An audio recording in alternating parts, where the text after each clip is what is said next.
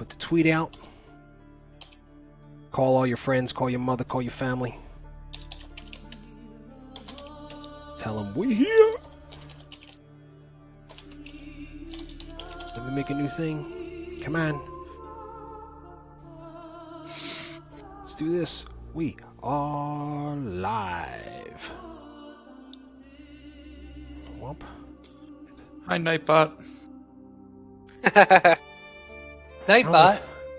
I don't know if Nightbot's in the room. I haven't talked to Nightbot in a while. Oh yeah, Nightbot is in the room. Twitch.tv/Animalsciences. Boom. Send it out. Done. Let's go. Let's fucking go. Alright, boys, you excited? I'm excited. Hell yeah. I'm excited for everybody to die. It's my favorite. My favorite part about D&D is when all you guys die. It truly is my favorite part. You're not a... Listen. You kill me on purpose? Animalsciences is Only twice. Oh. We mean animal. Well, yeah, it takes a second, bro. There's a delay. Oh, there it is. Yeah, see? He's Come on, live. settle down, man. Settle down. Don't worry about it. There's a little bit of delay because I can't help that. That's just the way it is. But you got an ad, so that means you get like $20, right? I don't get any of that money, by the way. That all goes to Twitch. That's a kick in the teeth.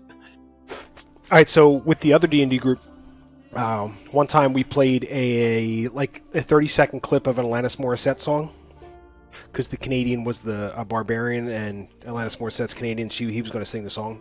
Anyway, long story short, it goes up and all of a sudden we get, we were at the time they let you have ads. So I'm trying to collect ad revenue for it to hopefully pay for my podcast, Off the Dashes podcast, available on iTunes, Google Play, everywhere. And you can Isn't iTunes gone? no, bro, iTunes. Well, yeah, Apple Podcasts then, whatever. Fuck, it's there. Just Google that shit, or go to SoundCloud.com/OffTheDashers or OffTheDashers.com. But you can. So we had to think so, and we were getting, not a lot of views. So. But there was 30, oh no, it wasn't 30, it was 24 or 26 copyright, the ad revenue claims for using the song. 24. So of the fractions of the pennies that I would have been receiving through ad revenue, Alanis Morissette and her record companies were basically arguing over who was getting the fractions of the fractions of the fractions of the pennies. It's a good time. But don't forget, if you have to mute yourself, don't use the mute switches on your headphones because it makes a loud sound, and headphones users don't like that. Click the little mute button on Discord. Same thing for when we go away, when we go to make a peeps break or anything like that. Make sure you hit that little mute button so when everybody comes back, we can visually know. Are you ready? Let's do this. Yeah. Yeah. So yeah, it's D&D time, cocksuckers. Yeah, we are. We're gonna run the Lost Mines of Phandelver. So you guys are in the town of Neverwinter, which is a popular town in the Dungeons and Dragons lore. It's located in Faerun, which is along the Sword Coast. So you're going to basically, you guys are in the city of Neverwinter. And you're about to meet up with a good friend and patron of yours, Gungren Rockseeker. He effectively wants to hire you to go and escort some supplies to him to Phandalin to take care of some stuff. Just because it's a little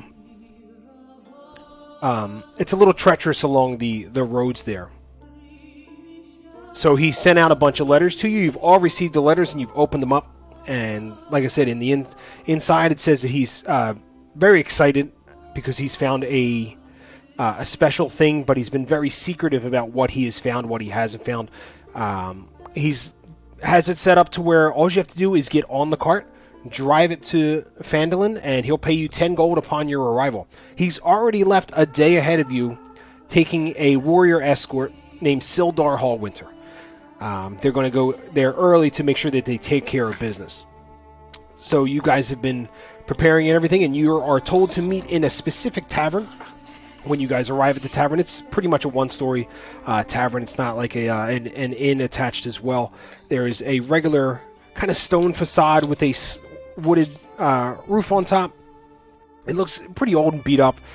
It's the sign is a little stiff as it kind of swings in the breeze, and as you step on inside, who would like to introduce their character first? Everybody is so excited to go first.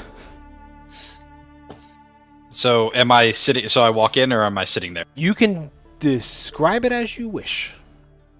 All right. So if they walk into the tavern, they'll see a guy sitting at a table with a glass of buttermilk, reading from a journal. He's got a long cloak on that, if you might recognize it as a sage's cloak from the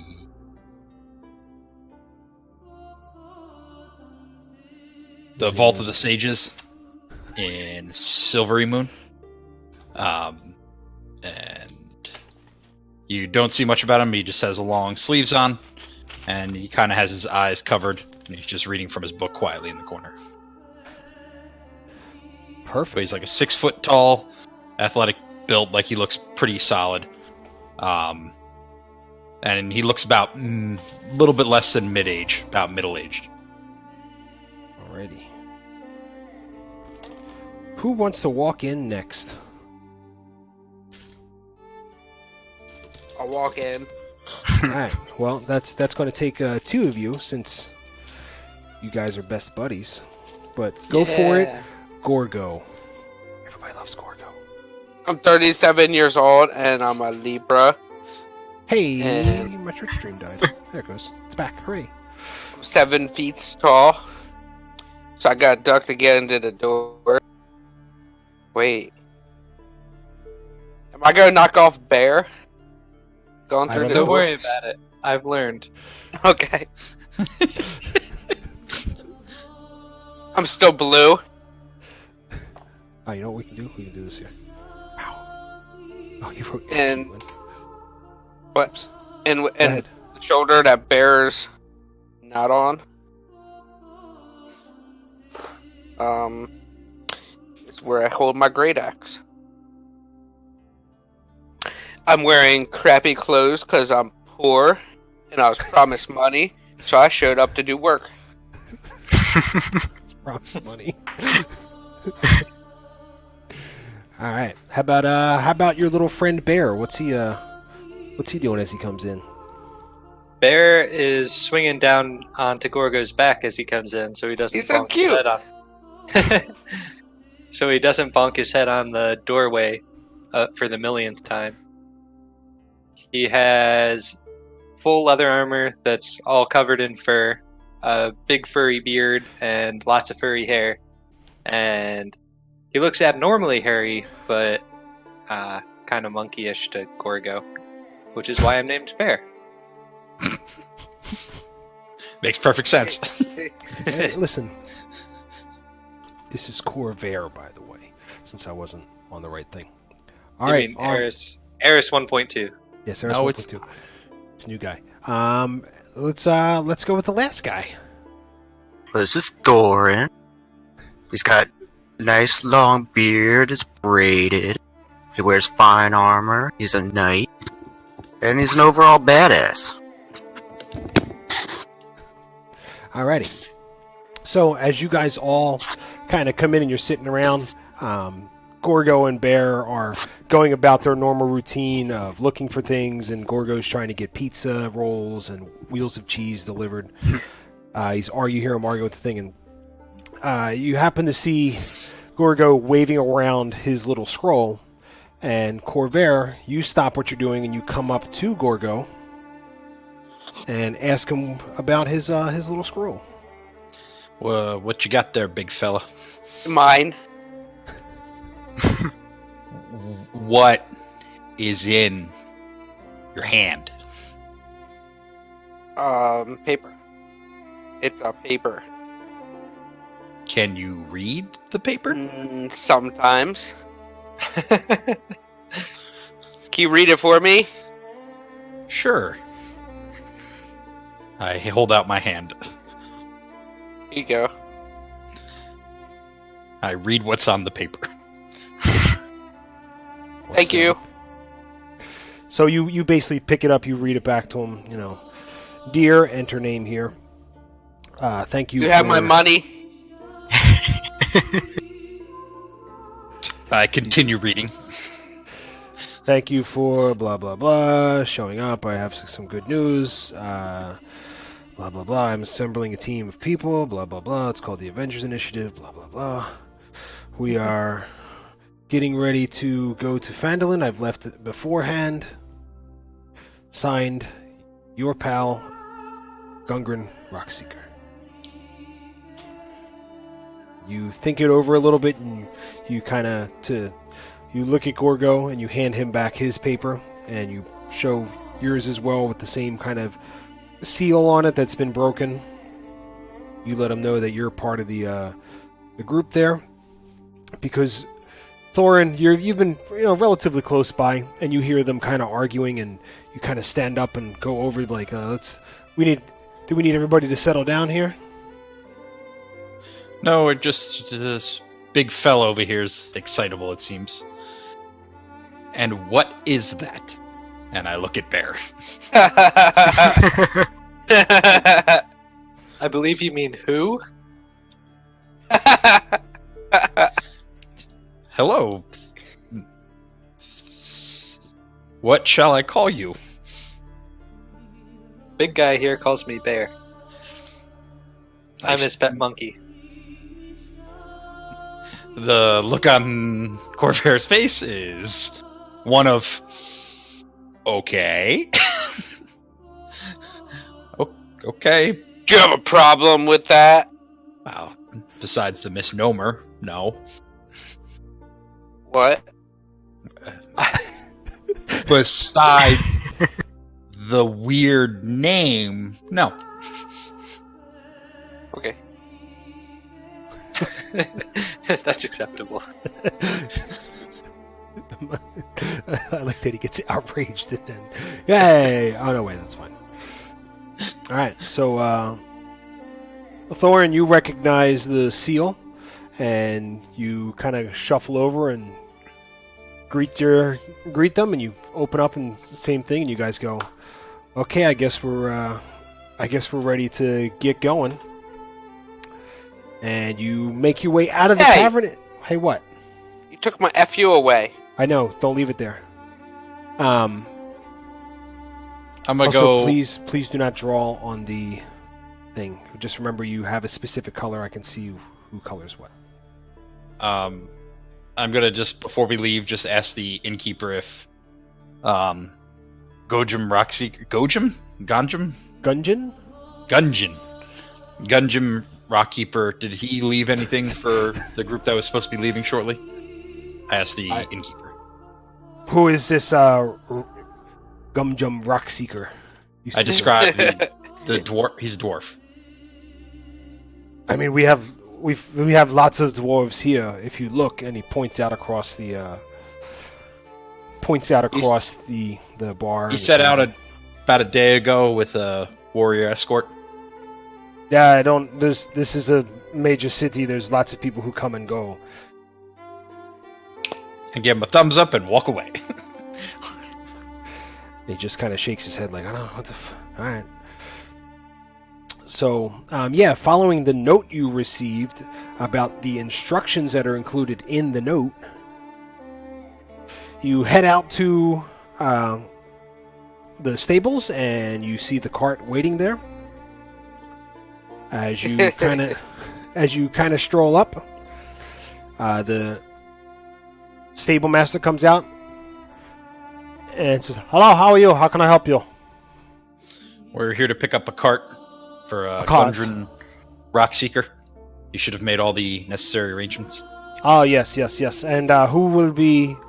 You have 1, 2, 3, and the little halfling is 4. So how many... Who is driving? Does anyone have cart handling experience? Nope. I don't. But I'll give it a shot. I will be driving the cart.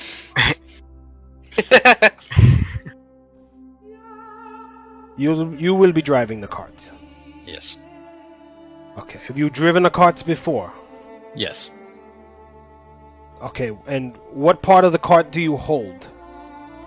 The reins, usually while sitting on the driver's seat. There's a driver's seat now. Is there not a driver's seat on the cart? On the front of the cart, in front of where you store the equipment? Sorry, it's a piece of wood where your butt can sit on.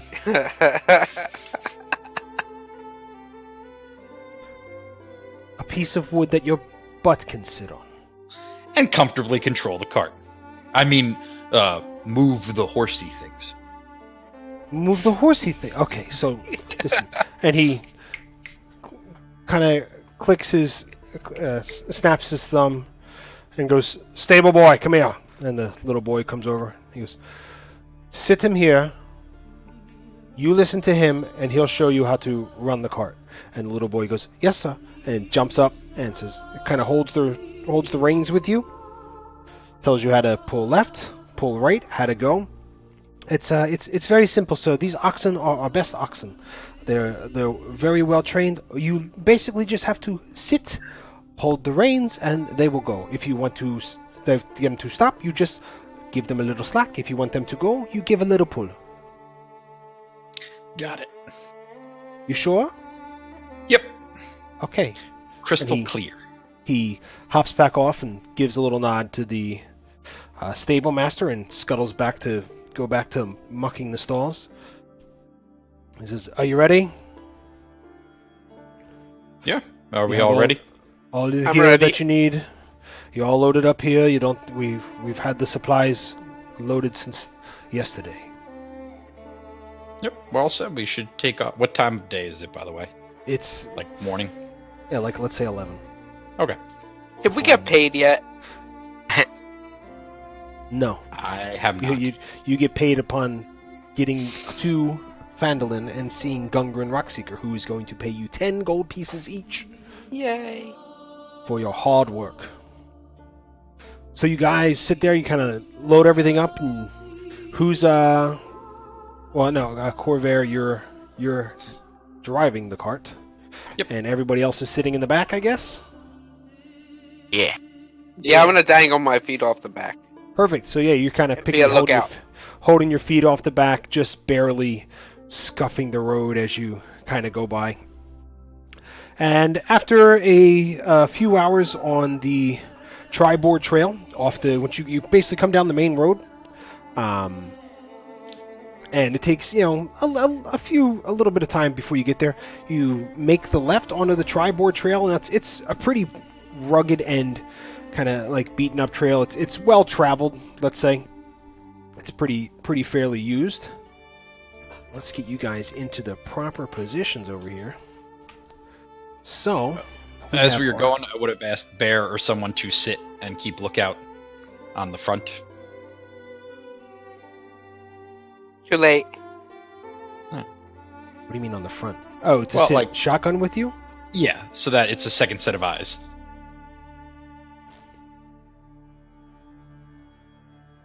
Well, And I'll tell him apparently I've heard monkeys have great vision. Oh, yeah, Ooh, yikes. Why? sure. He said he's a monkey. No, I said the big guy thinks I'm a monkey. Well, I said it for the benefit of the big guy. Because I have some questions, which I was hoping to ask for the little bit. Yeah. Before we get there, you can ask those questions. This is. So if he sits up there, I'm going to go kind of quietly. Does he not realize you're a halfling? Look, man, I've tried to explain it, but it's easier just to roll with it. I completely understand. I was just curious of how you can put up with not only be calling a monkey named Bear, but him thinking you're not an intelligent creature. Or species. Well, I mean, kind of goes both ways. I go both ways. Okay. That was all. We'll just keep an eye out in case bandits or something appear. That's it. That's all. I basically just wanted to I All right. understand how a big blue guy thinks that halfling is an animal. You guys have been on the Tribord Trail for about a half a day, and as you come around the bend, you spot 2 dead horses sprawled out about 50 feet in front of you, and they're blocking the path. Each has several black feathered arrows sticking out of it. The woods press close to the trail here, and there's a steep embankment of about 5 feet or so. Eyes up, guys. Something's up. All right. So, what would you like to do? Slack off the reins. You're not I stopped driving. the cart. All right. Yeah. So you stop the cart. Go ahead. He's yelling it from the back. Do stuff. Hey, Thorin. Thorin! Yeah? You want to arm wrestle? Yeah, let's do it. I'm gonna hop off the cart. All right. Is there a rock on the ground? Yeah, I mean it's dirt. You could find a rock. All right. I'm gonna pick up a rock. I'm going to cast light on it, Okay. and then I'm going to that cast. You know it's daytime. It did cast, yeah. You know it's daytime, right? Well, is it shaded in the trees, like dark on the sides, or can I see through the trees? You can see through the trees. It's daytime. Oh, I thought it was like darkened over there. No. I'll look back at one of the 2 burly fellows who are arm wrestling. A 4 foot tall and a 7 foot tall guy arm wrestling. Well, let's arm wrestle. Let's get a strength check from Gorgo and a strength check from Thorin. Let's wrestle. Ooh, Oh, shit. yikes. I'm not even trying. So Thorin, on your character sheet, you're just basically going to click on your strength ability. Oh, nope, that's strength 3. That's it's basically a -3 because he's your strength would be, I don't know, let's find out. You rolled a 17. So yeah, you beat. You rolled a 17, and what is? Let's get this over here so we're not. Oh, because I can't pop that out because I got to do it. I got to do it on this side. Hey. So yeah, your strength is an 18, so that's yeah, you're fine. You guys are sitting there and you're kind of going against and you're looking at Gorgo, and Gorgo's starting to fight back. He's trying to figure out why he's just losing. You just kind of look at him, stare in his face, and just slowly, boom, pin his arm down. Damn it. Gorgo, did you make a bet? It's not even a contest. No. Good. Good boy. I look back and go, now that that's settled, we have 2 dead horses on the road, and if you big guys could go check it out while I make sure these things don't, I look at the oxen and don't get spooked. Okay. I get off the back. And Say, you two want to walk over to the. Can I make a history check on the black-fletched arrows? Did you say goblins? You want to make a history check, or you want to make Like- an investigation check? You want to see What's if the that's- one to recall if I know anything that's... Get Well, you back. want to investigate the arrows, right? I want to basically check my memory if I remember, like, reading, oh, this army used black-fletched arrows. Yeah. So you need an investigate. I mean, you can do a history check, but you want an investigation because you want to check out the specific item. Alright. So give me an investigation check. Yeah, from where you're sitting, you're looking. The arrows look pretty crude. You would recognize them as goblin arrows. Okay, and then as they're walking by, I go, I believe those are goblin arrows. So, possible raiding party, so be ready just in case. I'm not leaving because he said goblins are up there. You don't know that. He told me. Oh, he just said it. Are No, you you told me. are you scared of goblins? No, Dungeon Master said we're going up to the goblin. No, my guy's Okay. asking your character. That's metagaming. Oh, never mind. No, well, he's what Gorgo's doing is metagaming. So, Gorgo, you're going up alone? I look back at the dwarf like, are you going to... I'm going. Alright, so let's move you here, and you here. So as I'll you be get standing next to the cart. we'll move your character next to the cart then, bro. Just it's no big deal. All right. So as you happen to get close to the horses, you see that they have died from their arrow wounds. There appears to be no sign of the riders or the rest of the or any supplies or anything they had. As you look through the saddlebags, they've been completely looted. The only thing that's laying nearby is just on the outside is a map case, and you pick it up and it's completely empty. It's all clear.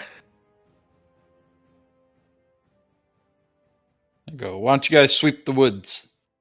So, as you guys are bending down, looking at the goblins, or at the horses, from either side, you hear "Nyah!"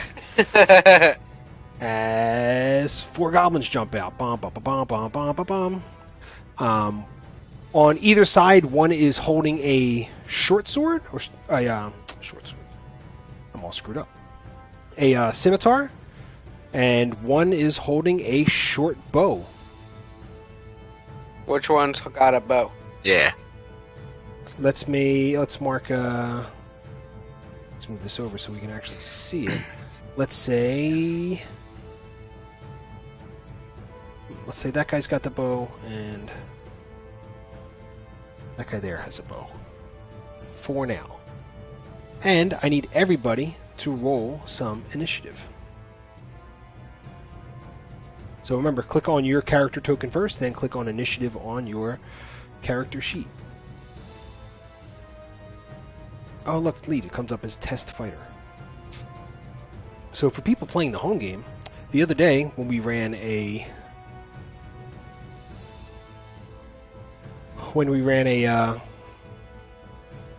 oh, his thing still says aerosol. Hooray!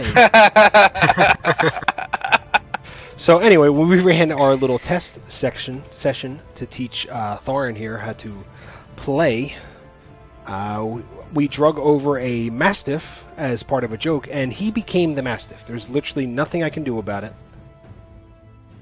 Who has the higher dexterity? I'm going to assume it's Corvair. Corvair, what's your dex? 14. And Thorin, what's your dex? Dexterity. 11. Perfect. Alrighty. So, we are ready to party. Let's get zoomed in a little bit over here. And we're ready to go. So the goblins give a little yell. Yeah! And the first one here draws out its little scimitar, leaps off the embankment, runs up to our friend Gorgo. This guy back here does the same thing to our friend Thorin. Gorgo, you're going to take a scimitar slash. Watcha! Damn. So that's 4 points of damage, slashing damage. So the goblin leaps off, scimitar in the air, and as it lands, runs to you and just right across your chest. Thorin, the one who ran up to you, also makes a scimitar attack. You get your shield up and it clangs off. The 2 on the ridges, the one on Gorgo's side, draws its short bow, lines everything up, and shoots over top of its friend. But the shot is just a little bit too high, so it flies over top and lands in the embankment past it. The goblin down here also draws his short bow and takes a shot at Thorin. Again, you see what's going on, you get your shield up and deflect it. Corvair, it's now your turn. Alright, I'm going to cast Firebolt at that guy. Firebolt? Firebolt. Oh my god, Firebolt. So, you are... Oh, it's a ranged spell? Yep, that is an 120. 8. That does not hit. So you get your fireball, you kind of whirl it into existence and throw it, and it just... due to the range, and he's kind of up on the hill, you misjudge the geometry a little bit, and it sails high and wide. And then I end my turn. Thorin, what would you like to do? I'm gonna attack this goblin right. Attack away, my friend.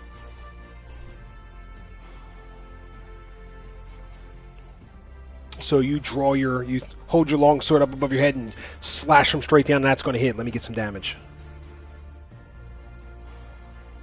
You're going to click on longsword in the chat window for roll 20. Yep.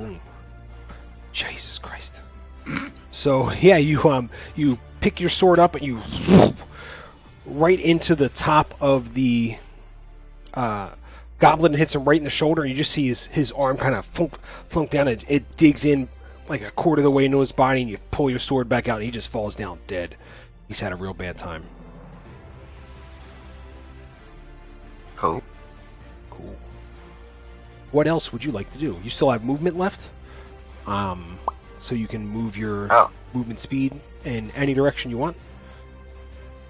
I'm gonna head over to this guy with the bow. This guy down here. Yeah. Right. So to get up to here, it's going to be difficult terrain. So it's 5, 10. So to get up on the ridge right here would be 20. Okay. I think you have a speed of 25. Yeah.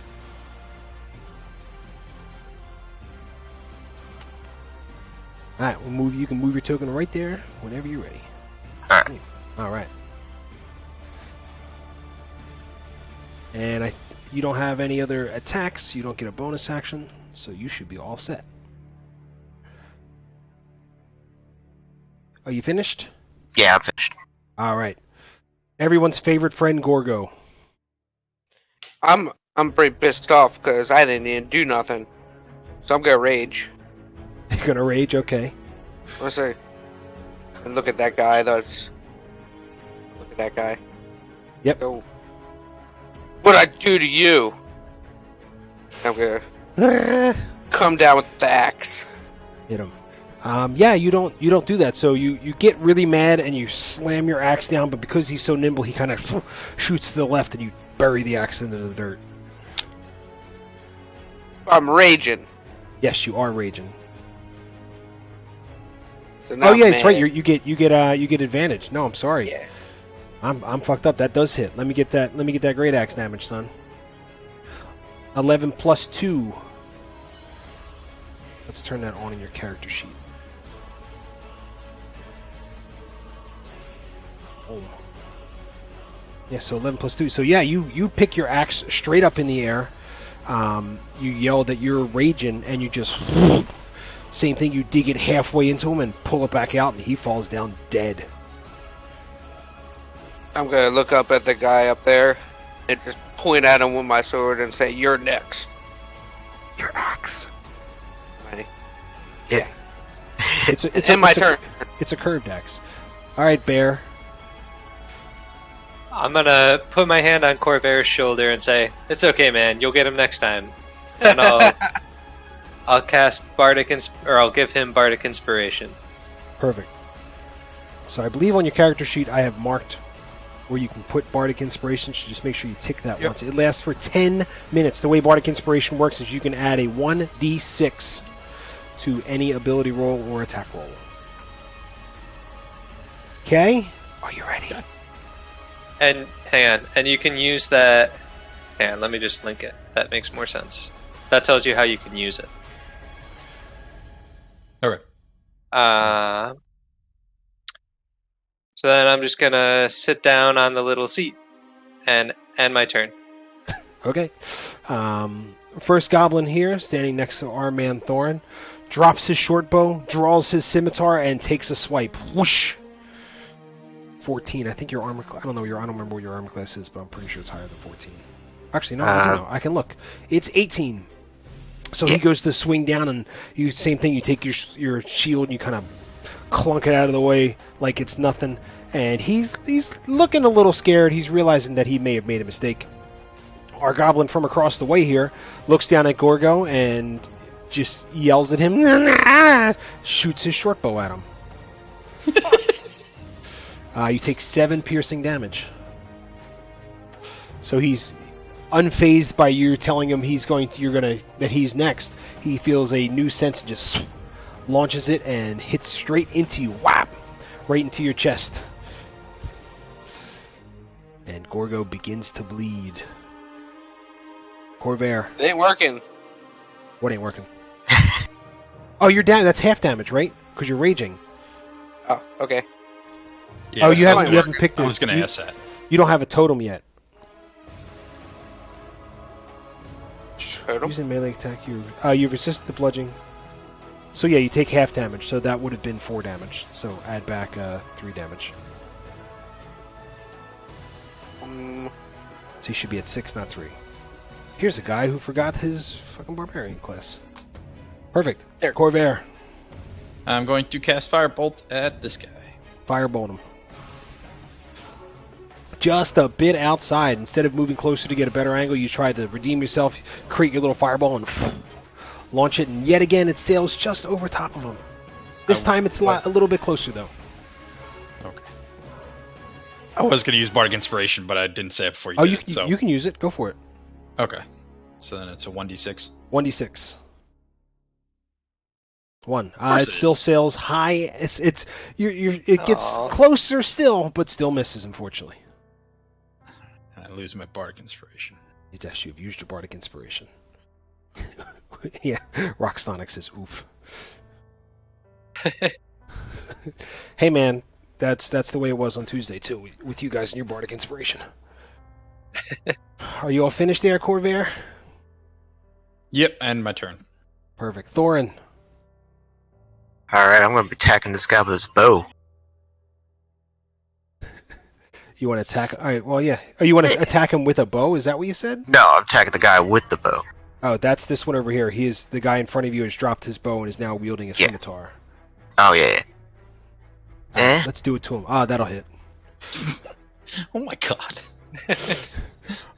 So yeah, you take your long sword and just go and one shot this guy too, and he falls dead.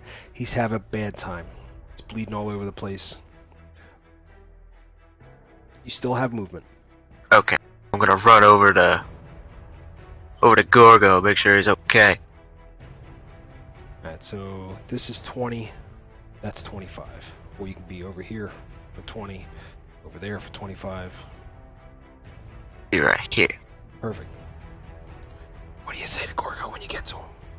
You okay, buddy? No. Where's it hurt?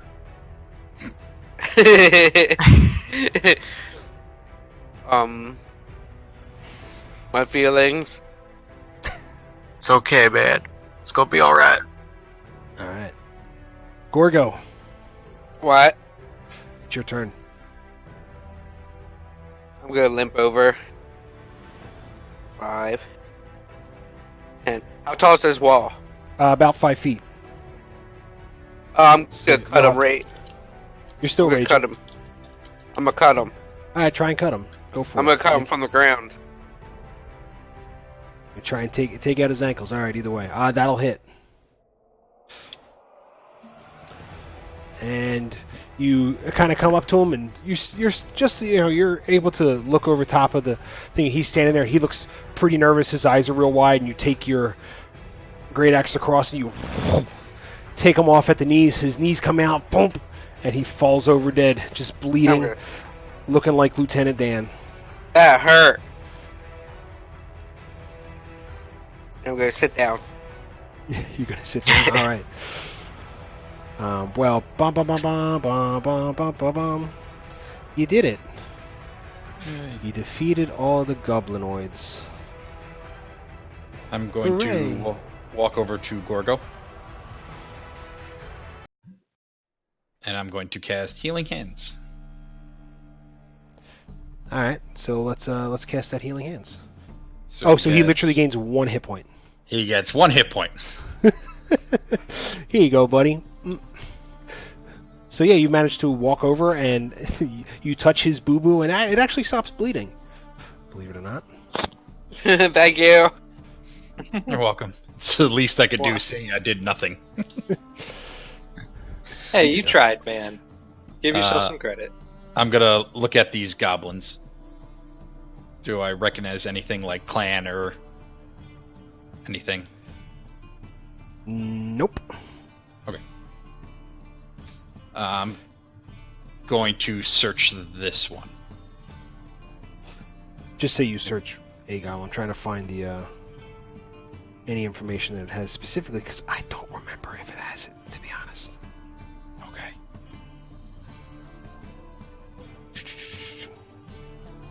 Oh, that's right. Not this. So, you've, he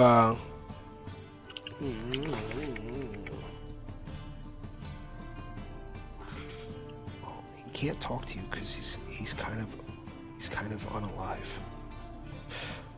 Inside inside his pocket, you find a note. It appears to be written in Goblinese. Does anybody here read Goblin? I do. Do you? Well, you might want to go over there and help out, unless Corvair knows it. But you, Corvair, you pick it up and you see it's in Goblin. I go, does anyone read Goblin? Yeah, I can. I hand it to Bear. Perfect. I cast Comprehend Languages, and I read the note. All right. So yeah, you dig into your little pocket, and you pull out a little bit of dirt and a little bit of salt, and you kind of rub your hands together. And as you kind of look it out, you watch from their eyes, it doesn't change, but your eyes, everything kind of twists and bends and turns into common. And it's a note from a group of goblin known as the Cragmaw tribe. That there's a it's a returning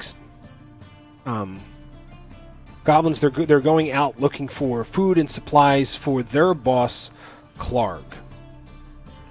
Clark says, "Bring good food, or don't come home." Aww. And I read the note out loud for them. Perfect.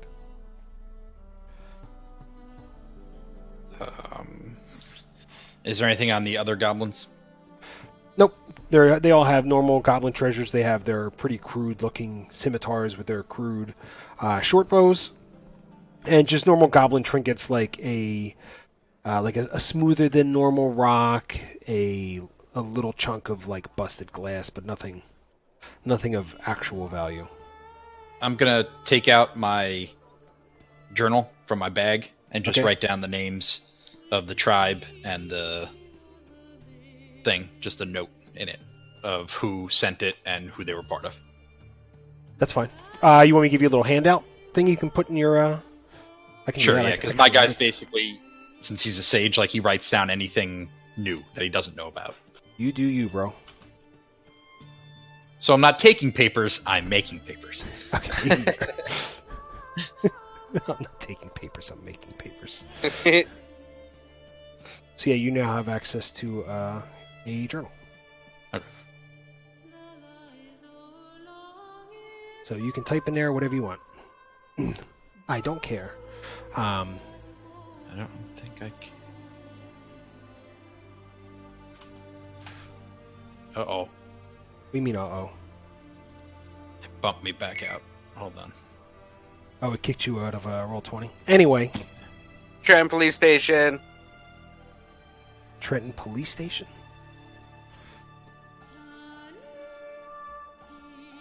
Yeah, I get them to hang up. Yeah, I can't write in the journal, but that doesn't matter. What do you mean you can't write in the journal? It won't let me write in it. We should be able to click edit. And then I have type. the view and I have the pop out. That's it.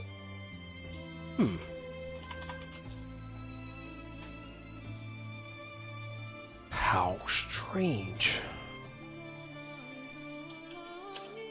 Oh, I see why. Now you should be able to edit it. Yep. I forgot to select the thing. So what was the two things? It was a what thing?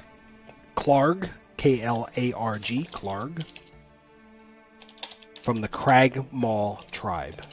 Crag, Cragmaw tribe. Okay. All right, what would you like to do now, boys? Can I search where they popped out of in the woods Yeah, you kind of to see if that, like, all the stuff that seems to be missing from these things is there? yeah. So let's get a investigation check. Sure. I'll also tell the other people to go look in the woods. Like, go look. No. For stuff. Okay. So yeah, you it takes you like a few minutes. You've been poking around. You've scuttled up the little ravine. You're kind of looking at things, and you're trying to inspect it. And you think you might have found a little path. Can you make me a survival check?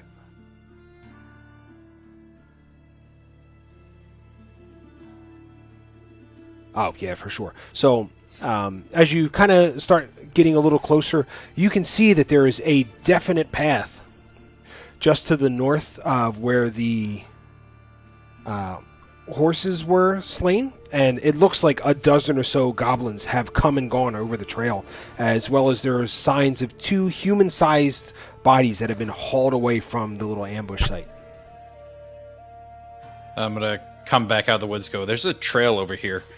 I don't know if we want to follow it or if we want to see if those people are still alive that were on these horses. Well, we got to protect the cart. Good idea. I can stay back with the cart if you guys want to go up the trail. Or if one wants to go quick. Whoever thinks So they you cannot can be go seen. take the cart on ahead and get all of our money? Nah, man. Oh, and 2 people can Wasn't stay? born yesterday. Fine. If you guys want, I will go look. So I'll start just walking the trail as stealthily as I can. If you want to be stealthy, I need a sneaky check. You are as sneaky as you think you may have been. So, And I'm gonna walk the trail just a little bit, but I'm gonna be going very, very slow. So first, trying to sign of trouble, booking it. okay. So yeah, you've traveled down like probably maybe 4 minutes or so, and the trail kind of winds and twists, but it doesn't appear to be any sign of trouble as to the point you've gotten now. Does it look like it just keeps going? It looks like it keeps winding around. Yeah. Alright, I'm gonna walk back. Did the Alright. bodies, like, the drag things for the bodies still going that way too? Yep. It keeps on going.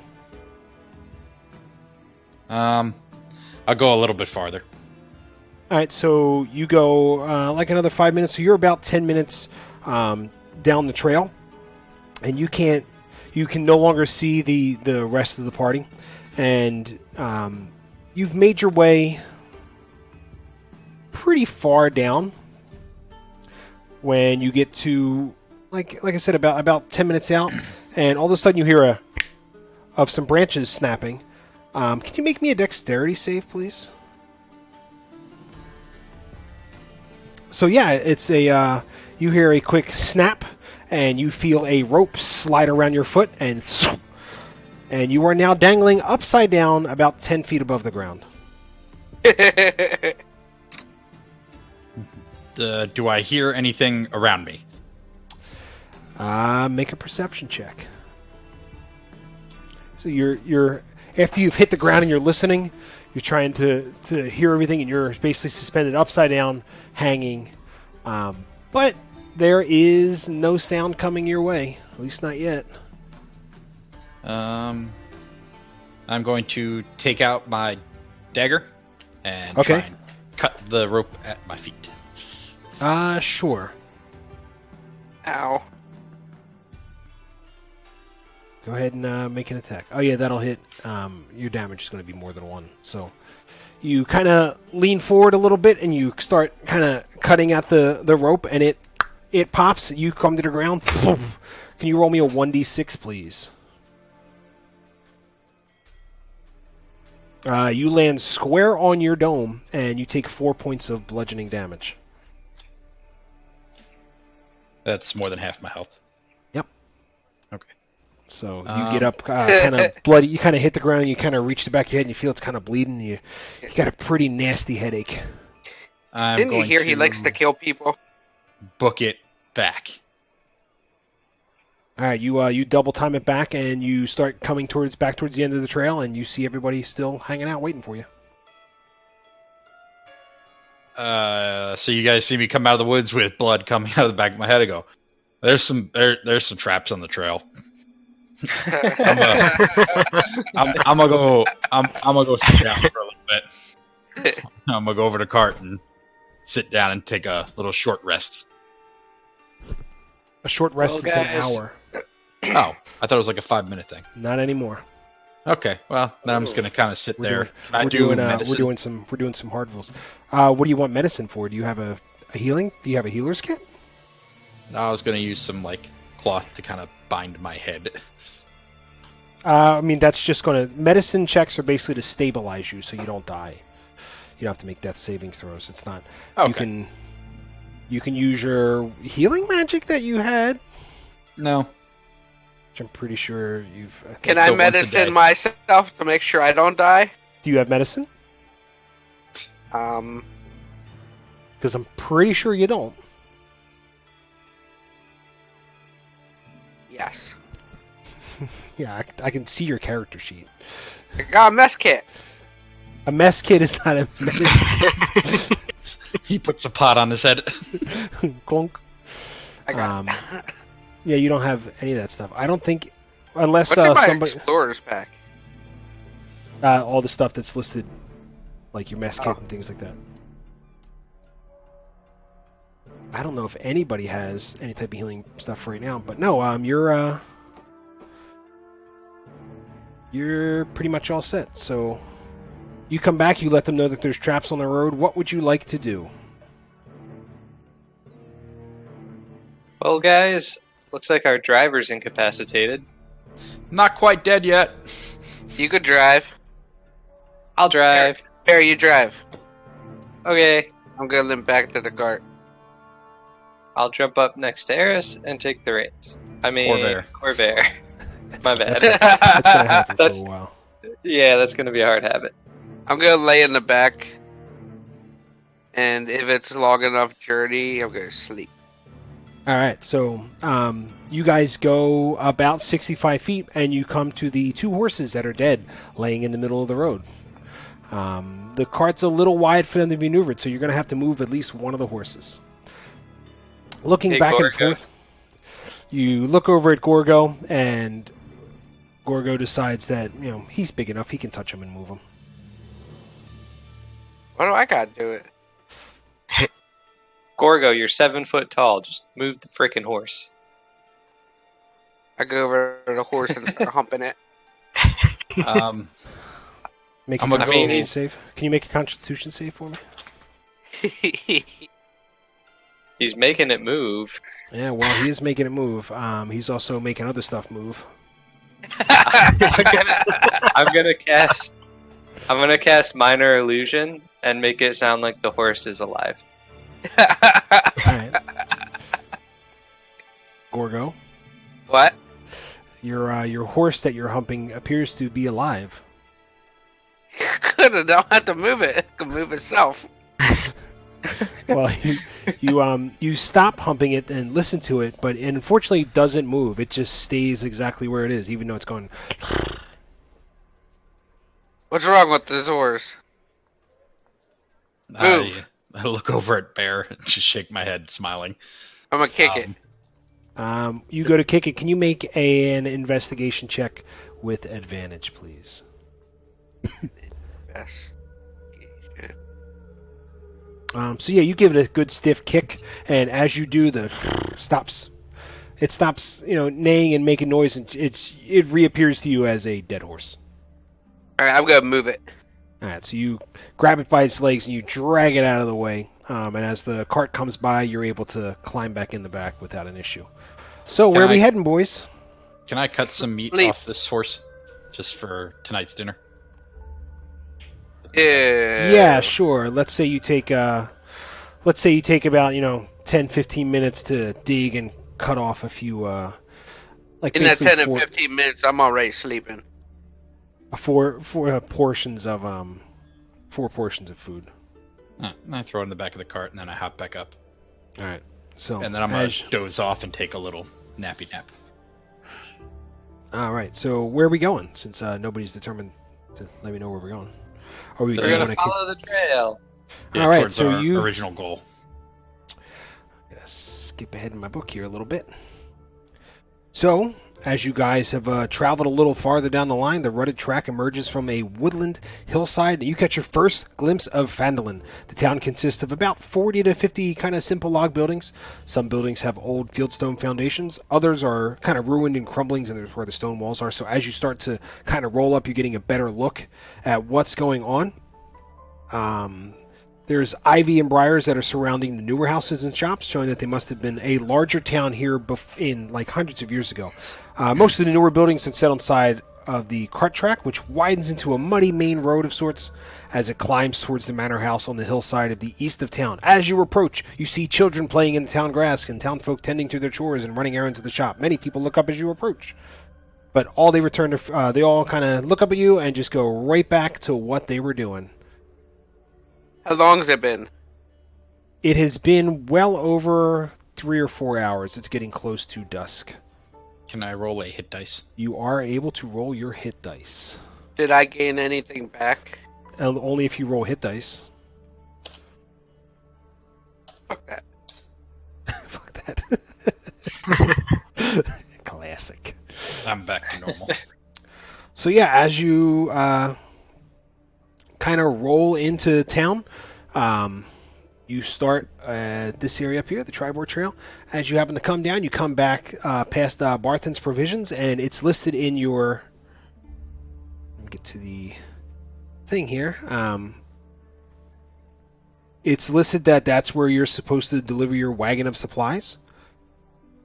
So you stroll up and you get out and you knock on Barthen's door. You hear, "Come on in," and you enter the shop. It's got some basic regular supplies to it, nothing too fancy. It's got some food, some kind of light adventuring gear. And you see our friend Barthen standing behind the counter. Now, walk up to Barthen and go, "We have the cart that Gungeon Rockseeker sent us to deliver." Oh, perfect. So, he's notified me that I'm to pay all of the people here to their money. I see 1, 2, 3, 4. Perfect. And he grabs 4 little coin purses and hands each one to you. You guys now have 10 gold. I open mine and look inside. You look inside and it's got 10 gold in it. Thank you. He kind of nods at you and says, "You didn't happen to pass Mr. Rockseeker on your way in, did you, boys?" Not that we saw. Is he not here? Strange. Yeah, he sent that he was on his way in, but unfortunately he hasn't shown up yet. But he may have run into his brothers on the way down, and they may have picked him up. You know, their camp's not too far outside of town, so they'll probably return any day now for the resupply. Do you know where camp is? Yeah. I don't know, unfortunately. They've been very secretive about where their locations are. Okay. I look at Bear and I go, "Those 2 horses, they did say Gungeon was with a single warrior, and that could have been them. They might be down that trail." Oh. Did you see any sign of him down that trail, or...? I saw 2 drag marks, but then I got my head donked in and I wasn't in any manner to go actually get them. I see. We should probably go... Play? What? What did Gorgo say? Yo play? So anyway,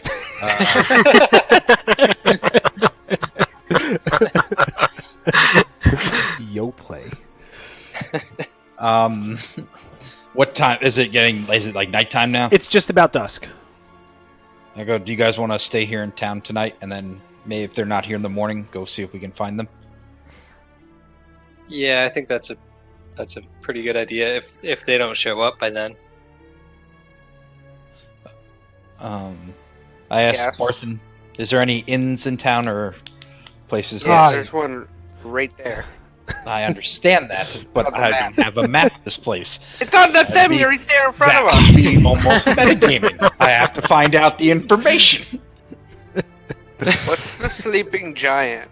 Don't worry about it.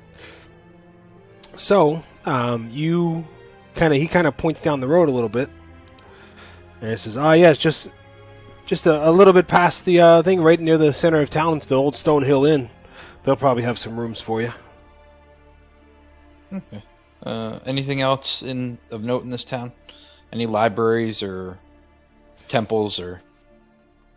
And I kind of flash my cloak like for temples. There's the Shrine of Luck, and that's pretty close. Outside of that, I mean, we're a small little village. We're just kind of getting everything started. If you're looking for mining things, if you're looking to begin mining, there's the Miners' Exchange at the southern end of town before you go off down the Miners' Trail. Okay. Is there anywhere to get a good sweet roll? They could probably do you real good in the Stone Hill Inn. Awesome. I'm in. I'm gonna ask him. I go. It seems like this town used to be a lot bigger, or it almost looks so. Yeah, it's hard times, with the different wars and everything that have come through and all that stuff. And recently we've been having trouble with these red brands. They keep kind of shaking down local businesses here, and the town master, he doesn't want to do anything about it. You said red brands? The red brands, yes. Who are red they? brand ruffians. Just a group of no-gooders. They tend to frequent the Sleeping Giant. That's the east town. Right before you get to the big manor up on top of the hill. Is there a lord in your manor, or? Oh no, so that manor's long abandoned. The only lord we have now is the town master, and we have yearly elections to appoint a new one. Oh. Well, we're a democracy here. Okay. I look back at the group. I go, "Do you guys? So we'll stay the night and then head out in the morning." Yep. Let's hit the inn. That sounds good. I thank Barthen, and I go, "We shall be on our way." So you take your 10 gold. He goes and starts collecting a bunch of his, starts having his little helpers start pulling off a bunch of the supplies, and you head on down to the Stone Hill Inn. So it's basically the center of town. There is a large, newly built roadhouse of fieldstone and rough-hewn timbers. As you go outside, you can smell some of the ale and some of I take my horse meat, by the way. Okay, some of the rough, like, kind of beef stew kind of smells as the tavern door opens and closes. As you head on inside, there's just a common room that's just completely filled. There's a bunch of locals there. They're all kind of sitting around what appears to be drinking mugs of an ale or a cider. And as you all walk in, they all kind of look at you curiously, like, what are they doing here? Do I see any dwarves that match Gundram's description? No, you kind of scan through, and it's mostly humans and some kind of elves, half elves. Okay. I'll walk up to I look at everybody. I go, "Do we all need separate rooms?" What? What? Would you like to sleep by yourself, or you No. and Bear share a room? How much are rooms? I don't know yet. I'm going to find out how many we need before I exchange money. Gorgo and I will share. Cheaper that way. Thorn, you going to stay with Bear and Gorgo, or you want your own room? I might stay with Gorgo and Bear. The more the merrier. He said two Corvair. rooms. Corvair, you So- want to join? No, thank you. I prefer Party Salem. pooper. So, while you are standing there arguing over what to do, a young human kind of walks over to you, and he's got his little bar keeper's thing on. He's cleaning up some mugs, and he goes, "You're new in town, huh? I extend Right, my I heard hand and you- go, Corvair. I heard you," and he kind of nods and shakes your hand. He goes, you're new to town. I heard you arguing over a room. You need some rooms? Yes, 2.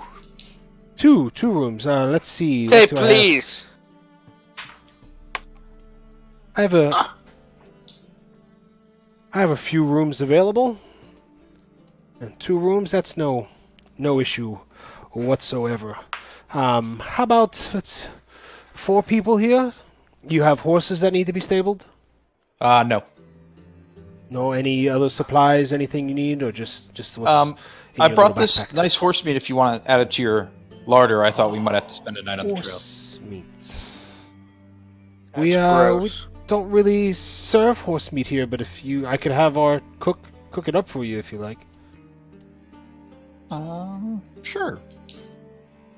Yeah, the cut job's not the best, but if you say you'd like it, you can have it. I am going to have to charge you for him to cook it though, as we have stew and other things. We can make it special. How much? Let's say 5 silver. Do you have dogs that would enjoy it more? Because your stew smells delicious.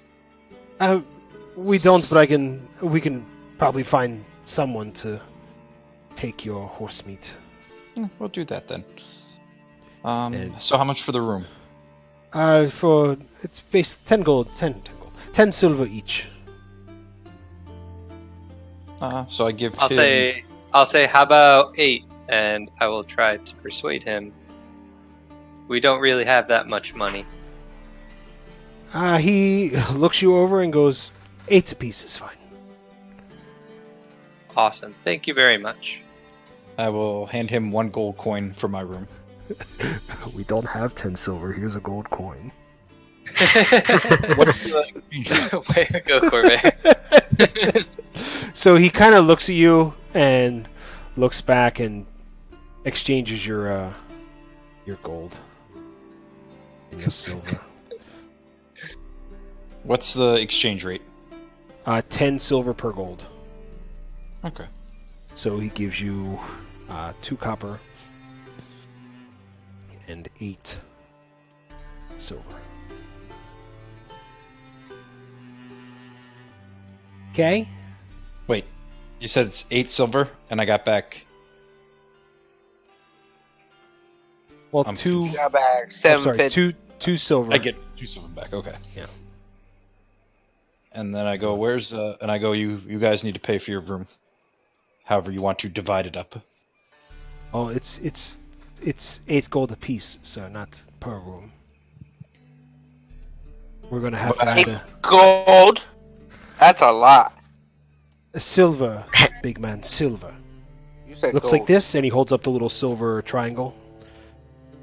He goes, or if you give me one of these, and shows the gold piece that Corvair just gave him, he goes, I'll give you 2 of these little silver triangles. I give him a gold and say, how much for a beer and food? And that'll do fine. If you want, you can. I'll take this, and here's your mug. And he starts pouring the beer, hands it over, hands you a bowl, and says, right over there where the little fireplace is, you see our little stew pot? The guy just to the right, he'll fill your bowl for you, sir. Thank you. I'll hand him back the 2 silver. I'll do the same. Perfect. And same, he fills up a mug, hands you a bowl, and directs you over. And you, the little hairy halfling. Do you happen to have any sweet rolls? We may have some sweet rolls left over from dinner. I can pass about if you like.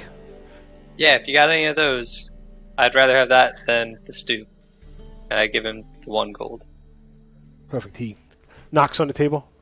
Barmaid, and this kind of younger girl, comes over.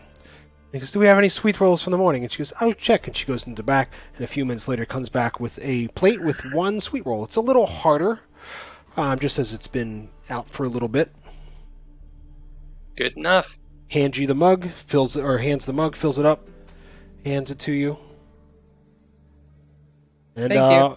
our dwarf friend here. Yeah. Yeah, I definitely like some of that stew and beer.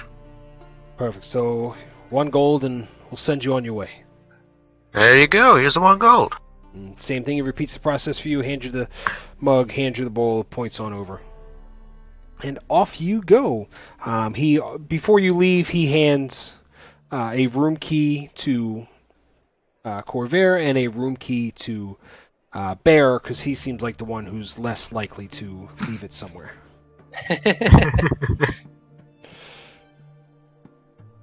I drink my beer. All right, you drink your beer. You guys begin drinking your beer and eating, and you can hear some people just kind of going through normal dinner chatter. Hey, Corvair, Yes. do you gamble? I have been known to, but it's not one of my main vices. Okay, just curious. And Abe. I pull out a Gwent deck. Fuck Gwent. What? It's a shit game. I like Gwent. I hate it so much. All these people are like, you gotta make just a Gwent game. It's a waste. Well, I Anyway, asked go ahead. You pull out Bear your if he Gwent wants set. to play Gwent, or has he ever played it before? Nope. Well, I want to check out the temple or the Shrine of Luck before it gets too dark out. I could possibly show you later if you would be up for the challenge. It's a very cerebral game. Cerebral. I'm just gonna hit the hay. It's fine. I put the deck away. Once I finish my stew, I'm gonna go walk out and go to the Shrine of Luck. So yeah, as you kind of go out there, it's basically just a little temple. It's more of a small shrine. It's made of stones. They appear to be taken from kind of nearby ruins. You recognize a religious symbol of Timor, which is the goddess of luck and good fortune. And outside is a little kind of scholarly acolyte, and she is caring to some of the stuff that's going on, cleaning it up and sweeping. I say hello. Hello. Are you a priestess of the? What was the god's A name? priestess. I wish I was a priestess. Uh, I'm just learning my acolyte? training here. She's a whore. I go. Is this besides this little? Is it a shrine or is it an actual building? It's literally like just a small shrine. Okay. I go. Are you the only acolyte in town, or is there? Oh a no, priestess? there's a few harpers who come and go. I go. You wouldn't happen to have a library or anything? I'm a sage. In Phandalin? Oh no. You don't have the closest thing we'd have to a library would be some of the books in the townmaster's hall, and just local things. But we don't really have. You'd have to go to Neverwinter for that. Ah, yes, of course. I go. Well, I shan't keep you from your duties. Oh, And thank you. I will say. Are you looking for Always for on the search books? of knowledge. Anything. knowledge? For what purpose? Well, it's the sage's purpose to basically seek knowledge wherever he travels. I mean, because I know of a certain book that one of our harpers have been searching for, but it's a bit far. It's a bit far from here. What's the book he's looking for? It's one of my superiors has been looking to undertake in a delicate mission. You see, there's this banshee named Agatha, and she's basically you can kind of ask her a question. She'll kind of get back to you, and we've wanted to go ask her about the whereabouts of this book, and We don't have anybody who is suitable enough to go and take on the treacherous path. It's also a banshee. They're usually pretty aggressive and violent. She's not as bad, but it's the area surrounding is a little rough. But and you never mentioned the book's name. Oh, it's case I not happen a to book's find it. name. It's I don't even know if I should be telling you without you being a harper, but you look like you could get the job done. It's a book that belonged to a mage named Bowgentle. Bowgentle? And he's almost legendary within the Harpers.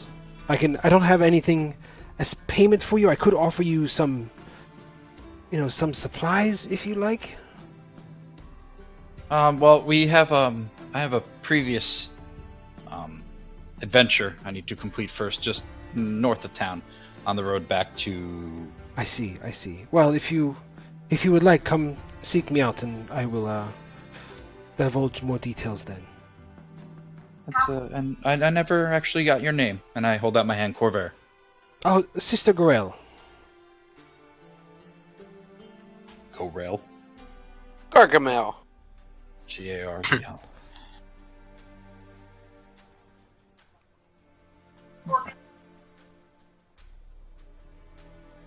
Well, I thank you for your help, Sister Gorel, and I'm sure I'll be seeing you in a few days, because it's a sage's duty to search knowledge, and if I can help out expand the knowledge, I shall. We will be here. Well, I'll be here. And if you're not at the shrine, you are mostly at the shrine. I do spend some time at the Stonehills Inn. Brothel.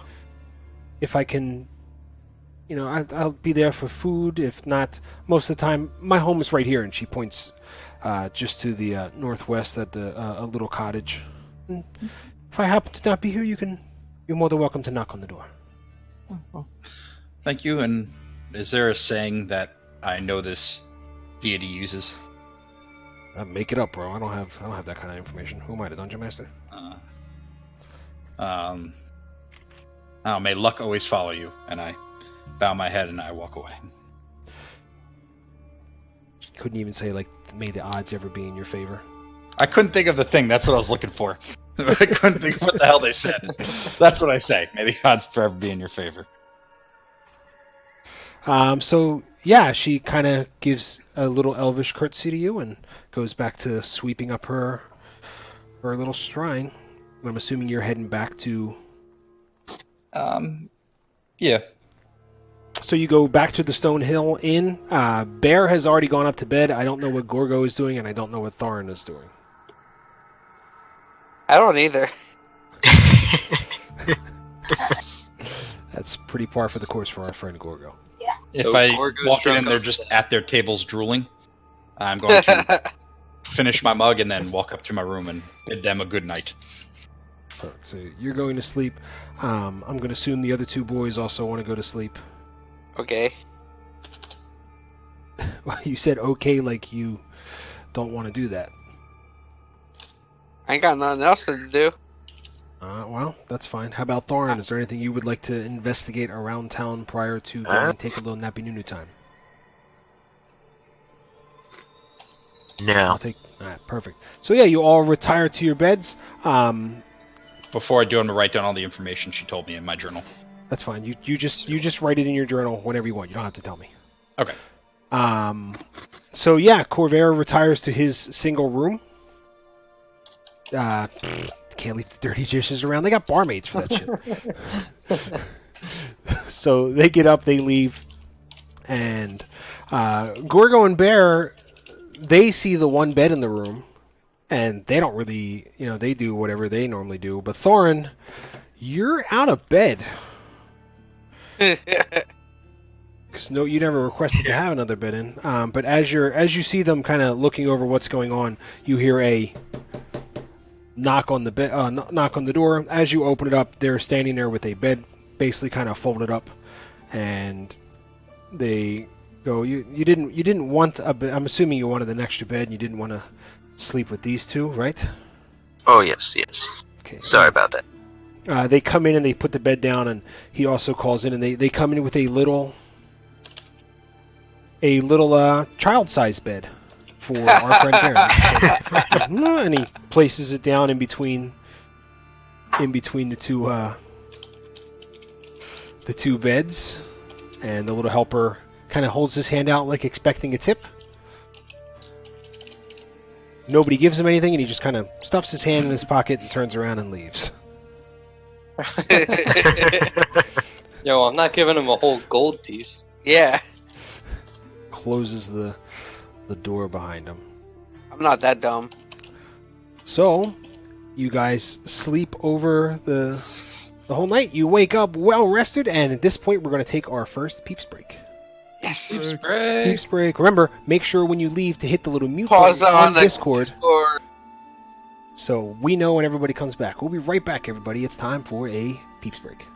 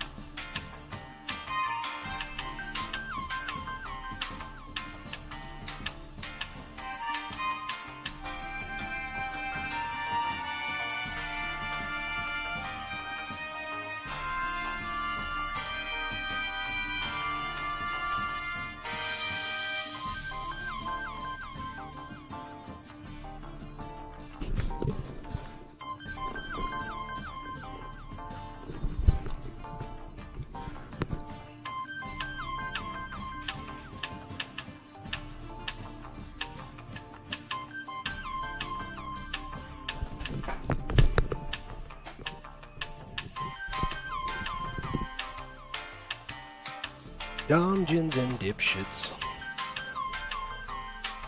Hey everybody, how's it going? Everybody's having a good time, I hope.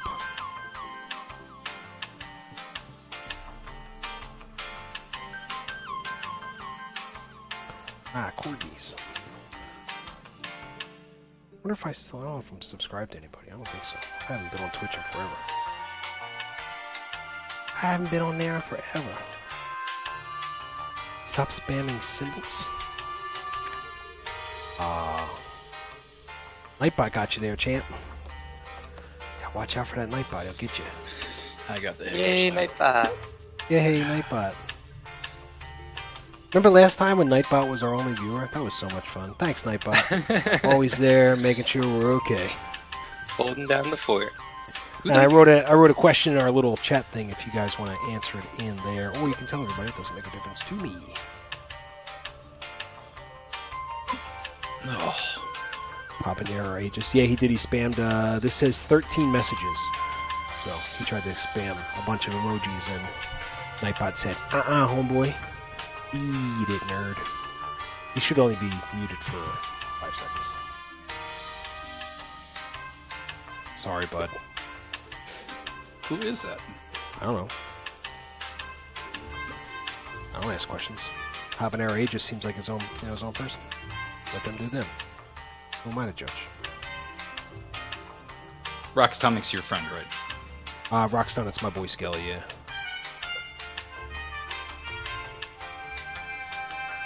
We're running this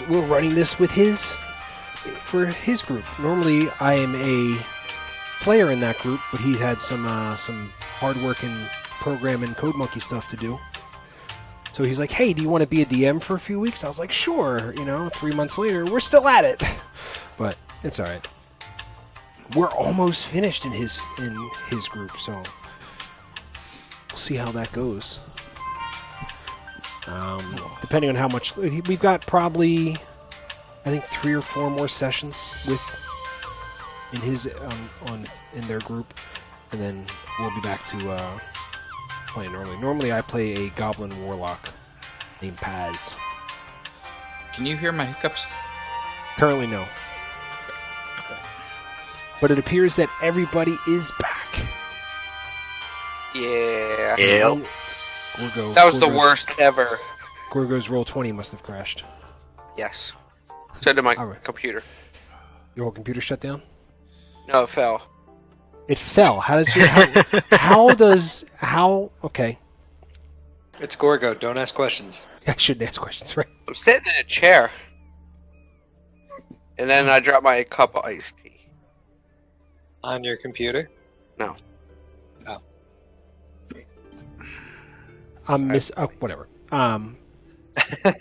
Anyway, so you guys wake up in the inn, and as you come downstairs, there's most of the people have been cleared out, and it looks like our barkeeper friend is sweeping up and getting everything ready to be prepped and open for the morning.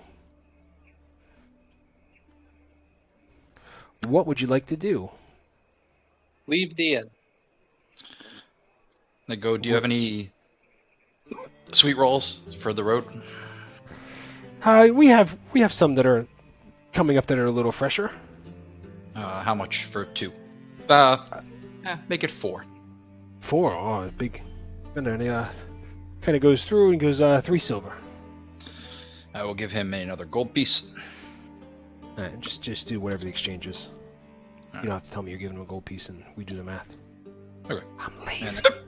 And then I take There's the hiccups. Yeah, it's not bad. It's been like on and off for like an hour and a half. I will bring the sweet rolls and give them out to everybody. Thank you. Thank you. Hey man, you didn't have to do that. You're the best. Never leave on an empty stomach. Oh my god. Alright, I guess we're hoofing it back to where we saw those dead horses. How far away was that in driving? Driving, it was a few hours. To walk, it'll take you. Well, let's say it was about 3 hours there, but to walk, it'll take you about half the day. Do you guys want to check at Barthen's before we head out? Yeah, just in case he did come in. So we'll pop into Barthen's.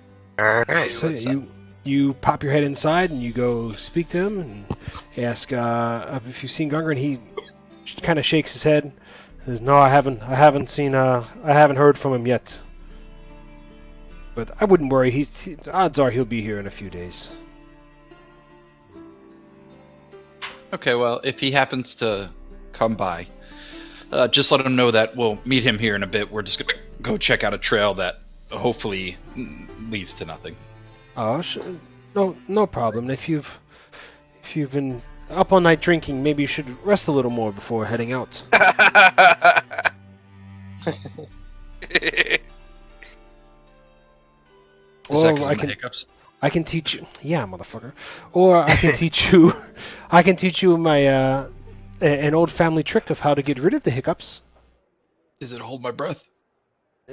No, that just causes you to pass out, and when you wake up, the hiccups are gone. But that's more of a barbarian's method. All you do is simply breathe in slowly through your nose, all the way in as far as you can feel your lungs.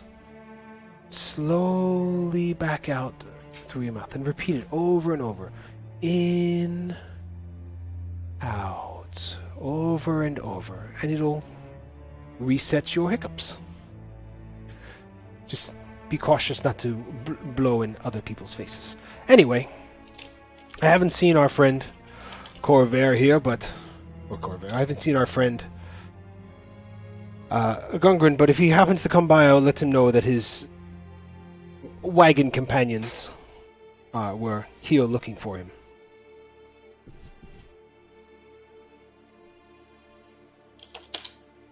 Alright, thanks, man. Perfect. And you guys are heading back out on the road? Yep. So you collect all your stuff up and throw your bag over your back, and off you go. It takes you like probably to midday before you come back to our little road here. Let's get some of this stuff cleaned up. Let's move you jabronis over here. And move my page to here. Ta-da! Bum, bum, bum, bum, bum, bum, bum, bum, boop. Perfect. So Guys, you our cart's still here. Your cart's not there. That's mystery things. That's not there. Nah, man, I Uh-huh. totally see it. Nah, bro, it's in the background.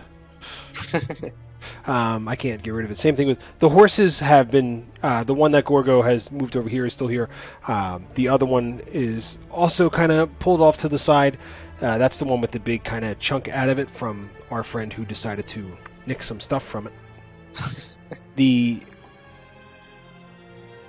Everything else seems okay, but most of the goblin bodies have been removed. They've been drug off in the direction of our... Oh, I gotta do it on this side because they can't see that on the screen. It's been drug off in this direction here. Towards our little trail. Okay, I'll tell the group that last time I got I'll tell them basically where the first trap sprung on me. So be careful for hold traps and things like that. Alright. I go, big fellows want to lead the way? Okay. You're not big, you're a dwarf. I'm big enough. Oh, this guy.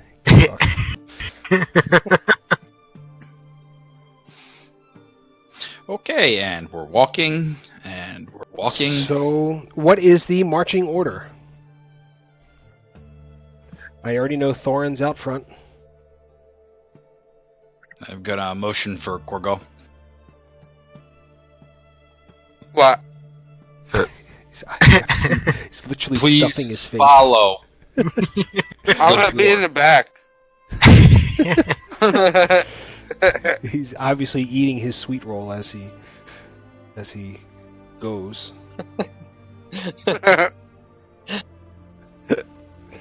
So what's that? What's that marching order, Gus? I'll Gorgo. take the back. Will you follow Thorn, please? No. I want the Gorgo, back. just follow him. Why? Because we have to go, and Corvair's making us walk in line. The kindergarten? Yep. Okay. Hey, Corvair, Yes. do you know what kindergarten is? No. Okay. I see. I mentioned it every once in a while. I have never been able to figure it out. The root means kid, and Can you make a history check? yeah, sure. Yeah, you have no fucking clue. Oh, I guess can continue with the same thing. He's gonna go. Kinder means kid, and garden No. means No. dirt. Well, I'm making it up. No. Okay. No, you give Okay. him the right words. Don't do that. Beat it. Make up. If you're gonna make it up, lie. I was gonna say it's a place where they put their kids. Like kinder and then garden. Like garden. So dirt. I assume it's just a dirt hole that they put orcs in when they're babies. Anyway, so the marching order is Thorin, followed by whom? Orko. Well, Gorgo says he wants to be in the back. Me. Okay, so Gorgo, followed by. I'll go. Me. Or Bear can go. It's fine. I'll be in the back. No, I'll If take Bear- it back. Okay. Let's say if Bear wants to be Alright. with Gordon to ride, that's fine. So, That was last night. get back to my other paper here. So you guys are kind of walking down the path. It's winding back and forth. About 10 minutes down, you see kind of on the ground, there looks like there was a hit and a drag mark. And then in the center of it is this kind of little divot where you get the sense of that's where something kind of human-sized has landed recently. I absentmindedly rub my head. And you carry on. Are we being sneaky or anything? Are we just making our way downtown, walking fast, faces fast because you're homebound? I'm just walking. I'm walking. I'm walking. All right, I so would try and be quiet, but Rivera's with those two walking, it's not gonna. I mean, you can make a stealth check. I don't. You do you. It's going to be with disadvantage because the other two schmucks are just. La-da-da-da-da-da. So yeah, you're basically strolling down. About another 10 minutes down the road there, as you kind of weave and go a little more, you hear another some sort of snapping. And Thorin, I'm going to need you to make me a dexterity saving throw. Okay.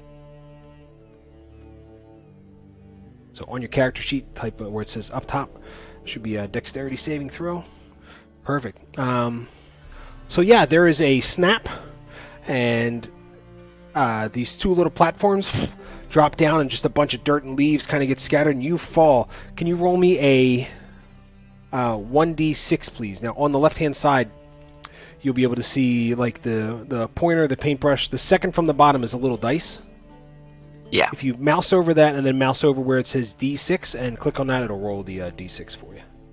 4. You take 4 points of bludgeoning damage.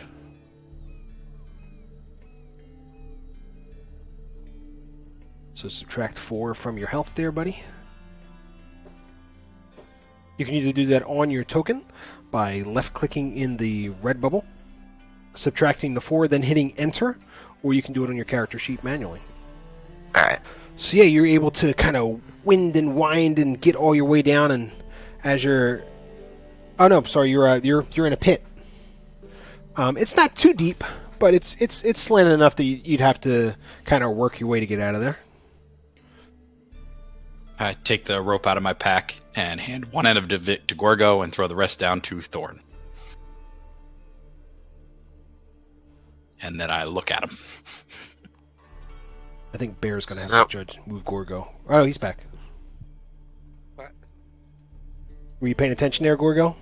Yeah? Or were you playing Minecraft like it says on my thing here? I'm not playing Minecraft. I mean, it clearly says Minecraft. No, I have the screen up, but Judge it's me, not people. playing What's that game. say? What's that say? Right there. What's that? See? Yeah, fuckers. Trying to lie to me. Now people in the stream know. Trying to call me a liar. And what? So, what are you doing? I'm gonna Gorgo, pull I him handed up you with a the rope. All No, right, you so ain't get that. I'm playing the game. I'm taking a picture on my screen. That's up.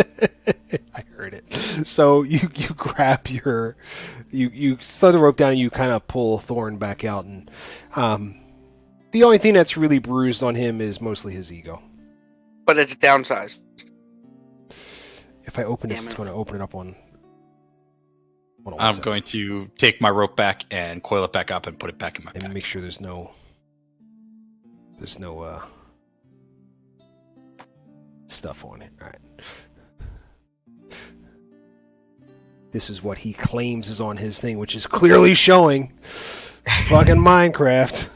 No, it's not. It's downsized. It's downsized. I'm mute because I'm eating pizza. You can tell Gorgo is not a computer person because instead of saying minimized, he said downsized. It's hemp and rope. Oh. Yeah, hemp rope. I got a homeboy. I'm not fucking. I got rope. Why'd I use your rope? Because he handed you the rope. Because obviously you're I'm paying gonna- attention and not playing Minecraft. Anyway, you pull I'm not Thorin playing up out. Minecraft. The only I'm thing gonna he's eat on stream now. bruised is his ego. I'm gonna look at Bear and go, Bear, are you good at finding traps or anything like that? Yeah, if I walk into him. Heyo.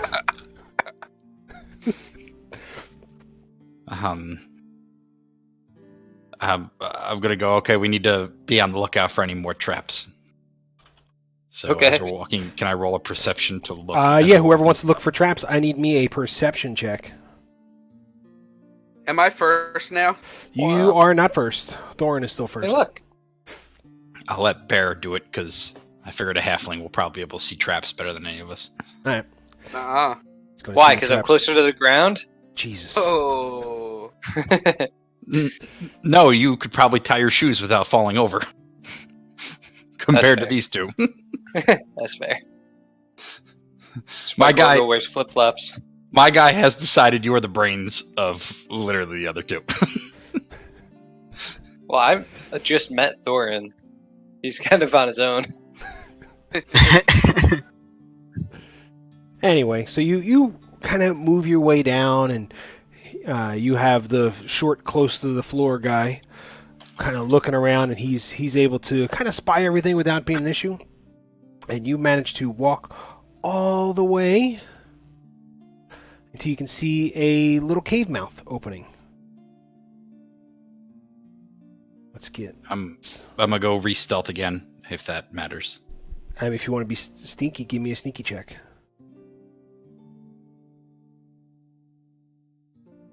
Yeah, you're as sneaky as you think you can be. Is there still the two drag marks? Does it look like the bodies are being dragged into the cave? The drag marks have been kind of muddied up with more footprints. Can I... They're not as definitive as before.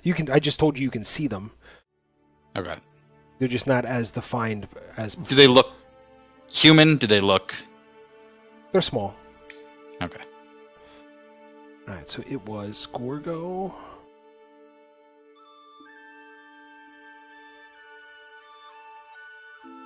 This bloke and that bloke. Alrighty. Let's see how this goes. So yeah, you guys kind of come up to the a little clearing there, and you kind of follow the Goblin's trail as you come across a large cave in the hillside. It's about 5 miles from the scene of the ambush. There's a little shallow stream that's been kind of flowing out of the cave mouth, which is screened by a bunch of dense briar bushes on the right-hand side. A dry, narrow path leads its way into the cave through the right side of the stream, and I will click you guys over to where you're supposed to be. Warp. Oh, nothing showed up. Oh, there it goes. Perfect. Oh, cool. It shows the things it's not supposed to show. And somebody's way off over here, and they're not supposed to be. That was why. So, perfect. Nothing's over here. Shh. I see something. I see London, I see France, I see Gorgo metagaming. Alright, so who rolled a sneaky check? Only Corvair rolled sneaky checks. So yeah, you guys happen to come up. You kind of get the sense that this thicket on the right side of the stream is way too dense to sneak through.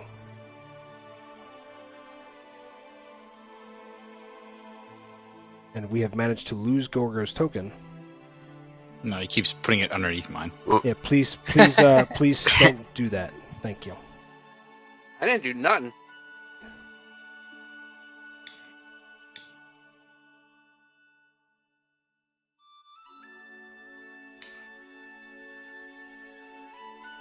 Uh-oh. Uh-oh, I what? gotta restart roll 20. I think it crashed on me. Alright, well, do your little roll 20 refresh. I'm back. Go. Almost back.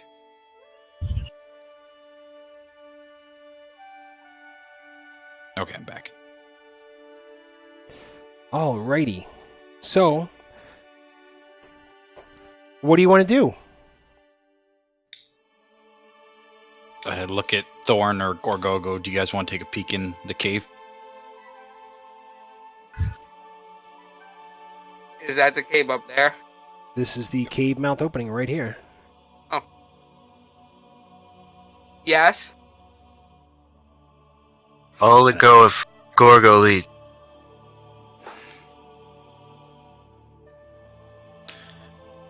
And we're walking. And what are we doing? I'm going to the cave. So you're going to the mouth of the cave. Yes. I'm gonna hang back. So you're going to go here, and Thorn's going to go with him? Yeah. I'm gonna follow Gorgo. Oh yeah, my roll 20 did crash. Hold on one second. Everybody should probably restart their roll 20.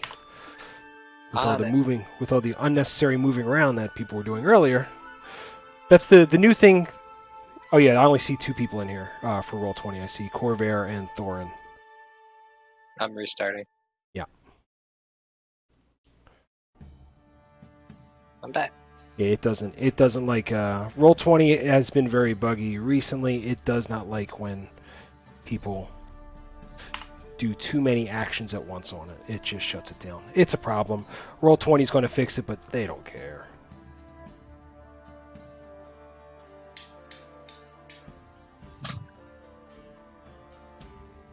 Alrighty.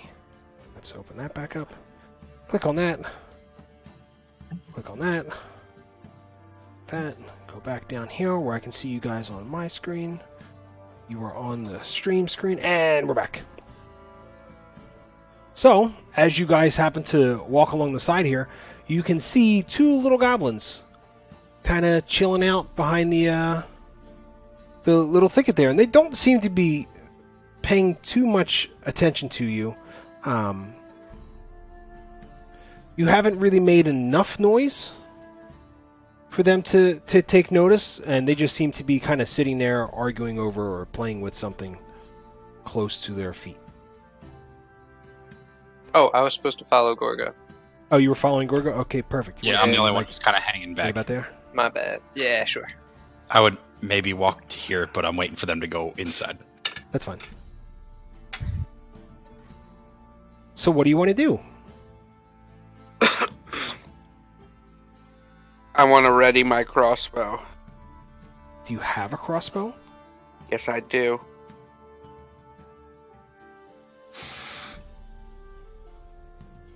All right, so yeah, you kind of sling your great axe over your back, and you've ready your crossbow.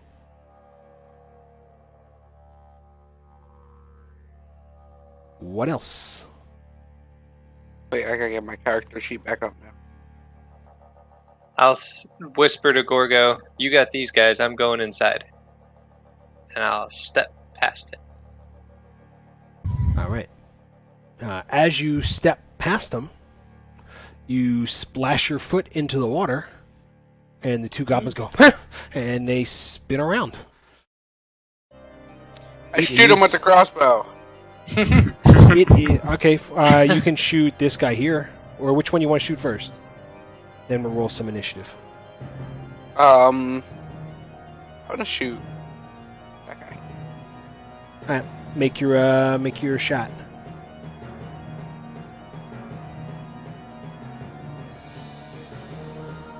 Maybe. Yeah, and your haste as they get up and spin around, you launch your crossbolt, and it flies and misses. End my turn. It's not your turn yet. We're going to roll initiative now. So remember, click on your token, then click on initiative. And I never brought up the table, but it'll go in there anyways. And it still says Eris Hole for that, because we never reset the token. Which means his will say Test Fighter as well. Why can I not edit anybody's token anymore? What the fuck? Oh, roll 20. What are you doing? Hey, you're blaming me. Saying I was moving. Sometimes roll 20 gets this way. So I see Thorin's initiative, but he hasn't clicked on his token yet Okay. to do that. I can edit nobody's fucking tokens. Are you on the GM screen or the other one, the recording screen? I'm on the GM screen.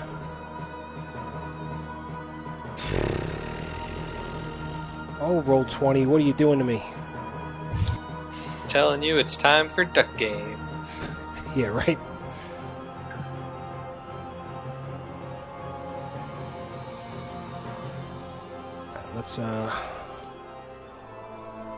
Let's do some housekeeping real quick.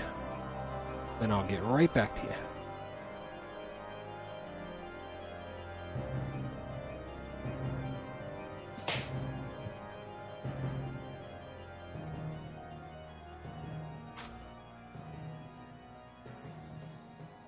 Bum bum bum bum bum. Roll 20, suck my dick. Okay, that's that. That now goes to 9, back where it was. Thorin is there, Gorgo is there, Bear is there. The initiatives are rolled. Let's place them in order.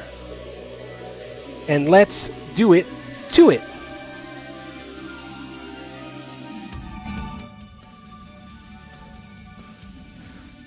Bear. Yeah. Let's do it to it. Okay. I will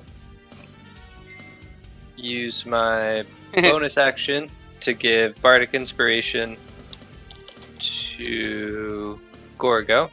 Okay, Gorgo, you now have 1 Bardic Inspiration. And I'll cast Vicious Mockery on this bro. Perfect. Cast it. It's a DC Wisdom save of 14. He passes, so you sling. What was your insult? Did I scare you? And he just kind of turns to you and yells back in Goblin. No, no, no. Does anybody speak Goblin? I do. Meow. No, not Thorin, anymore. Thorin, you hear him. Call it. Says, "No, monkey man." And what else you want to do there, Thorin or Bear? I'll keep going inside the cave. Alrighty. I'll just stop there in the entrance. Perfect. Corvair. I'm going to, seeing that I saw Gorgo shoot something, I'm going to take a step up and another step up. And I can see that guy now? If you can see him on your screen, you can see him on the... Yep.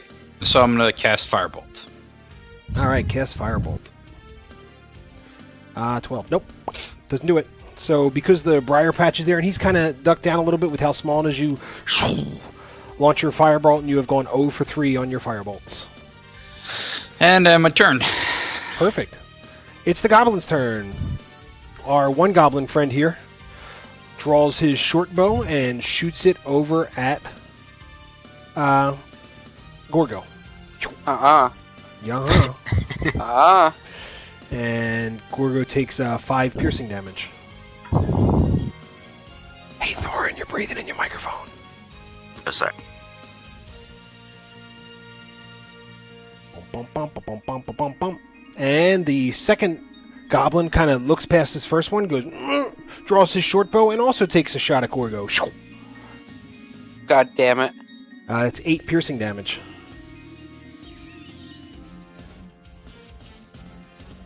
He then scuttles this way, and his other friend also scuttles this way, and yells, "Help!" Thorin, it's now your turn. Alright. For anyone interested, Gorgo's looking pretty shit. That's metagaming. It's No, not, we though. can see you looking shitty. We don't know how shitty, but we know it's shitty.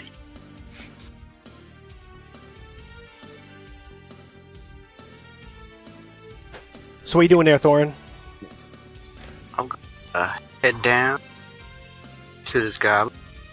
Gonna get melee range, perfect. Yeah. You wanna slash him. Yeah, you you don't do any damage that time.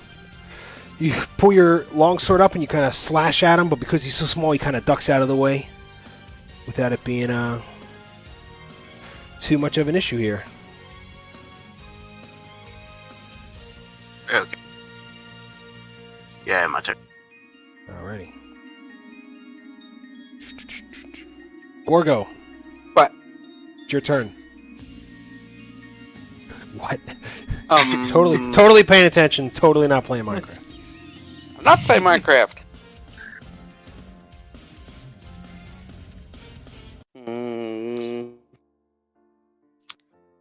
I'm going to.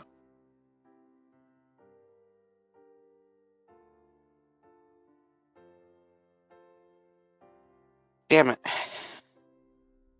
What do you got there, buddy? Nothing. What do you mean nothing? I got nothing. Okay. Are you skipping your turn is what you're telling me? No.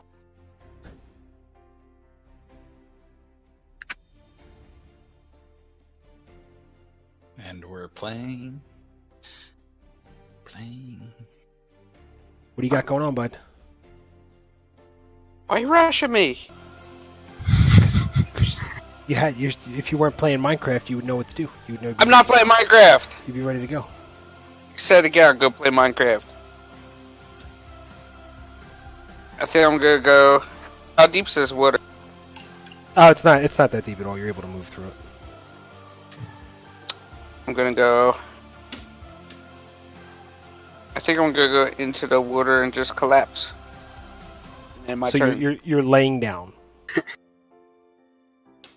Yeah, but you said it's not that deep. No, it's not that deep. I'm just making sure you're laying down. Will I drown if I lay down? No. Okay.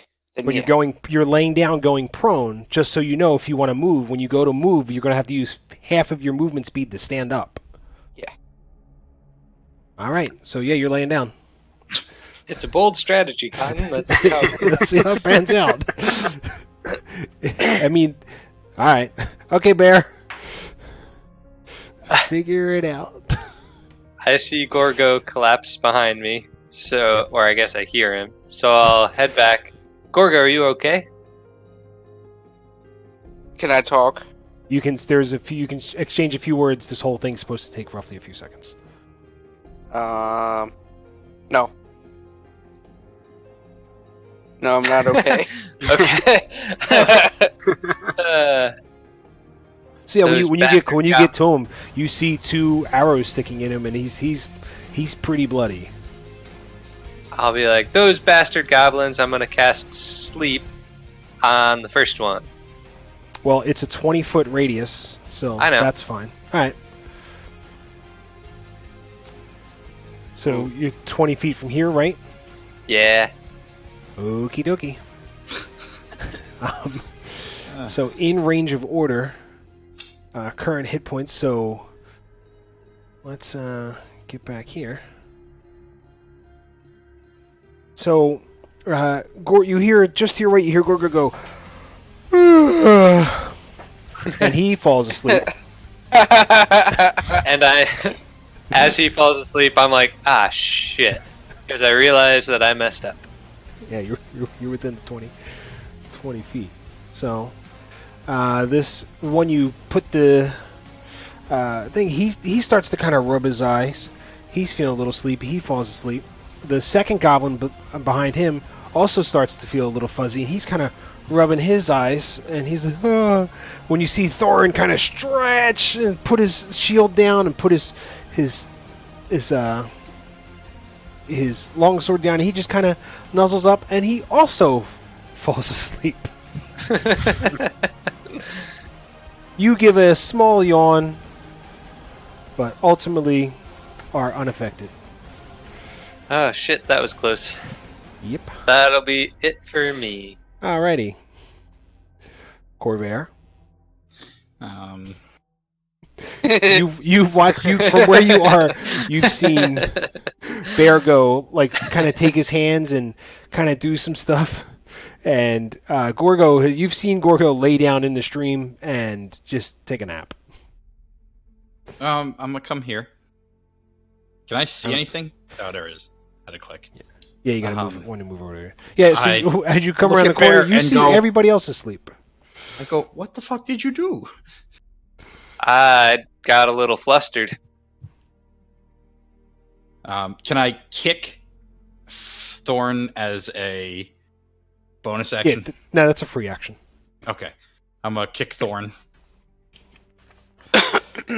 So yeah, you give him a little, and he kind of, wakes from his slumber. And then I'm gonna cast Frostbite on this guy. Okay, go ahead and cast it. He can't make the save because he's asleep, so he takes 1 point of damage. Which, the first one or the second one? The first one. All right. So as you cast Frostbolt, it kind of hits him, and you just see him kind of shiver, and he wakes up and either way, shivers, and he's awake, and he's also disadvantaged on his next weapon attack. That's fine. He's also laying on the ground.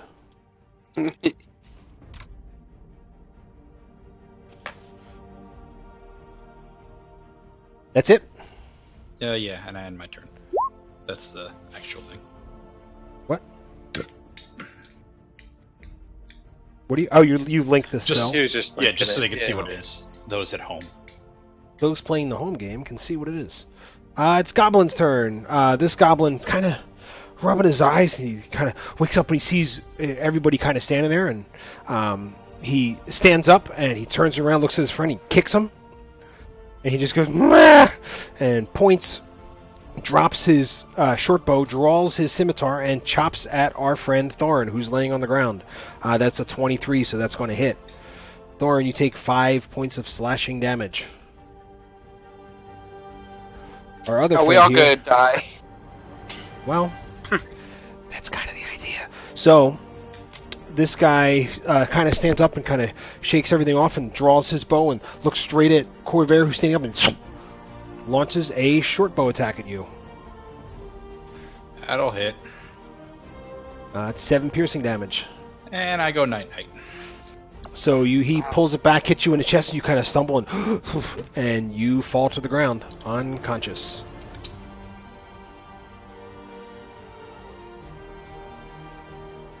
Thorin, what would you like to do? You are awake. You are laying prone on the ground, so you'll have to stand up. Yeah, lost it. Alright, so that's half your movement speed, rounded down.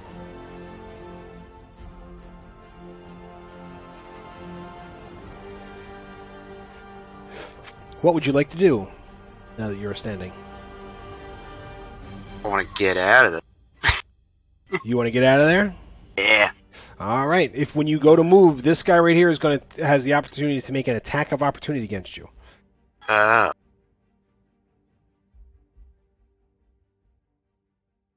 you know what? Screw it. I'm gonna go. You going anyways? Yeah. Oh, you're gonna longsword him. Yeah, you attempt to kind of chop down on him, and as you chop down, it doesn't go your way, and you're still kind of sleepy and groggy, and you just kind of swing just ever so slightly to the right. All right. Far can What do you want to do? I want. I didn't hear you there, buddy. You broke up. If you said anything. I said I want to get out of there. All right. Well, you can back away. That's fine. We'll move Okay. We'll move you here first, and as you go to back away, you feel there's a slash, and you have your shield up, and you just clink, and you move backwards without any issues. Okay. I have my. All right, Gorgo,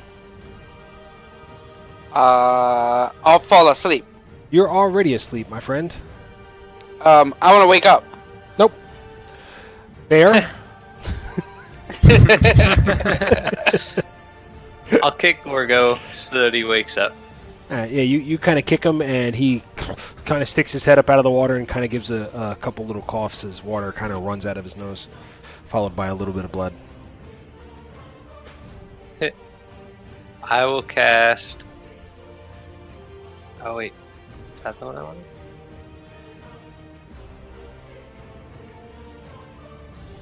Yeah.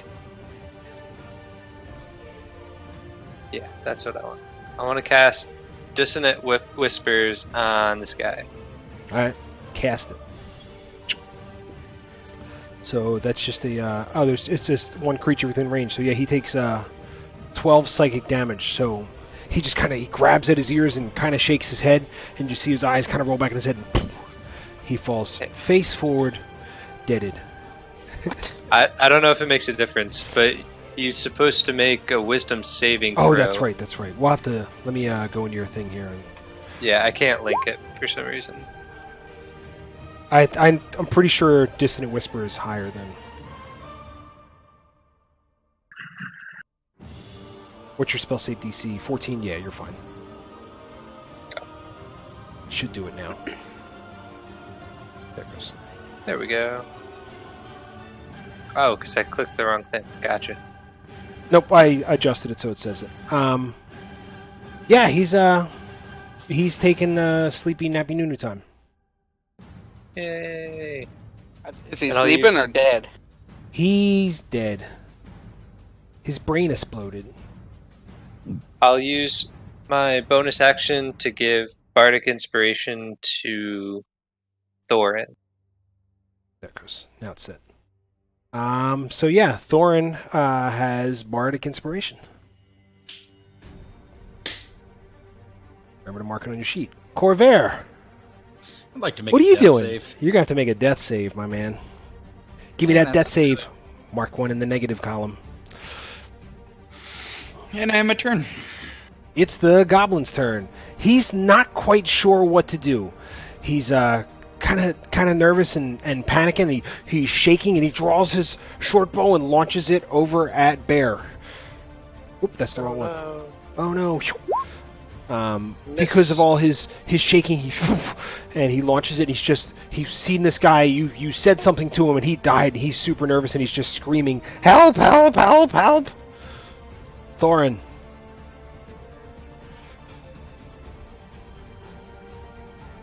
Thorin! It's your turn! Do your thing! Do that hockey! Oh no! Oh no! If you're talking, I can't hear you. Yeah, I'm talking. Alright.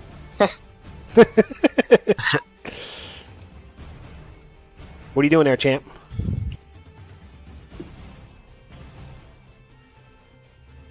I am going to. You're cutting in and out, so you have to speak up a little bit. We'll actually have to probably adjust your noise gate again so it stays active, because I get like half your sentence and it cuts out. Oh, okay. We're gonna move here. Okay. That's about it. Alright.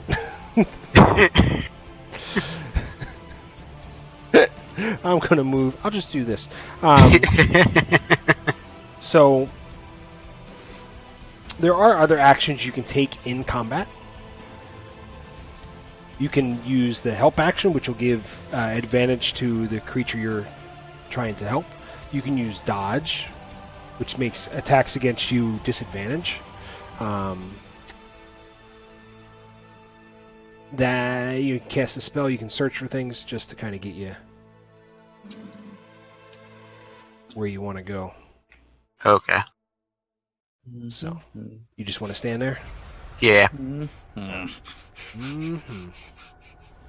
Well, he can't help you because you're dying. Well, he could. He can technically stabilize Corvair with a medicine check. Medicine check. I just got to look up the rules for that.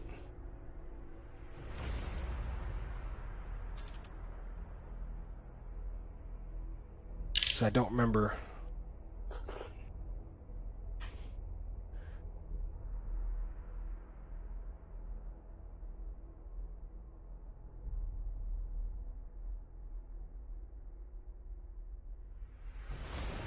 Yeah, you could stabilize him with a medicine check, basically to prevent him from having to do death saves. You're effectively going to... He's still going to be unconscious. He's just going to not be actively dying. Okay, I'll do that then. All right, make me a medicine check. Yeah, you pass. Our friend Thorin has gone from dying to just sleeping. Yay. He's still unconscious, but no longer needs the death saves. So I can clear my Gorgo? failure. I saw him throw a bolt at Bear, so I'm gonna rage, Okay. and then I'm gonna use half my strength to get up. Half your movement. Yeah. Now my question is, I had the crossbow, so is that my action to You put can the cross? I could can- drop the crossbow, you can drop it and then draw your great axe if that's what you're looking. Because and that'll be my action. nope, that's free action. Okay, I'm gonna do that. You'll just have to remember to grab your crossbow before you leave. Yeah. And So yeah, go then for it. We'll go here.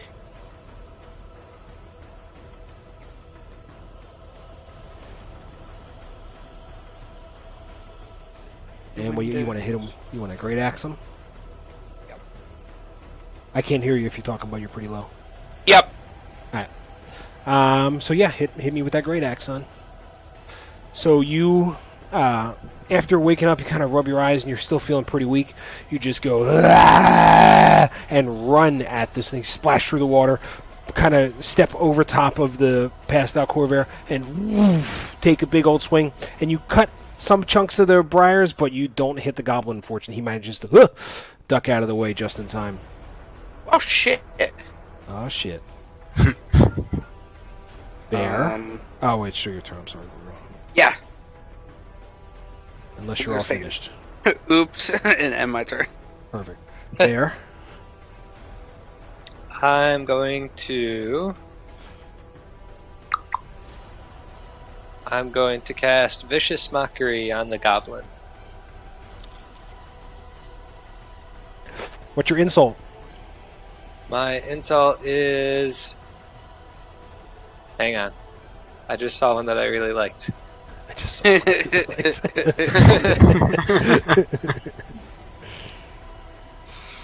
I don't know where it went. make one up. Oh. My time of not taking you seriously is coming to a middle. Yeah, that hurts. You see him kind of like clutch at his chest, like, "Oh, how dare you, sir!" He just kind of shakes it off a little bit. And I'll use my bonus action to give Gorgo Bardic Inspiration. I think he already has Bardic Inspiration. Does he? I got one.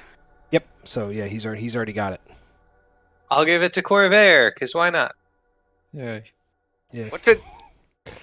So does that give me advantage?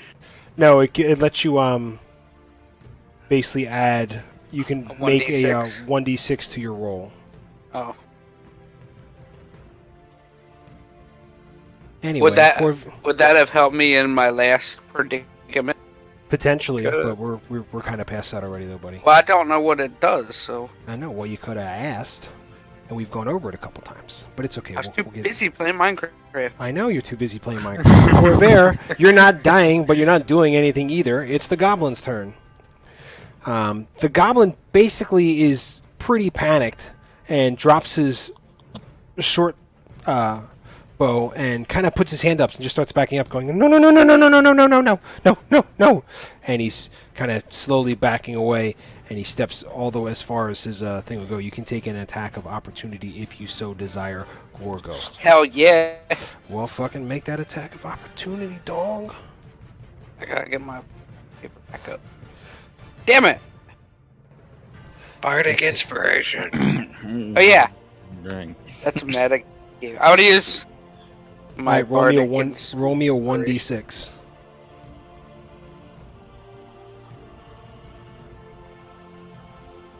So yeah, as he's kind of scuttling away, you're still kind of feeling the effects of not feeling. Till you reach forward and drive your axe into the dirt, and he just kind of goes, "Ah!"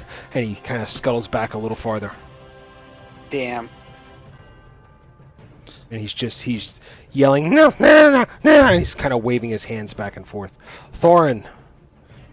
Yes, I'm going to try to get Corvair up and awake. Do you have anything that'll heal him? Can I kick him? I mean, that might kill him. Is he dying? He's unconscious, basically. It's Oh, okay. He's stable but unconscious. Well, how do I wake up? Do I do a Constitution save or is it I time? don't know. Normally, you have to do some sort of healing spell. Oh, goody. We're gonna have to figure that out. Yay. Alright. I'm just going to charge All right. over to the goblin. Who's backing up, screaming, "No, no, no! Please, no!" Yes. All right.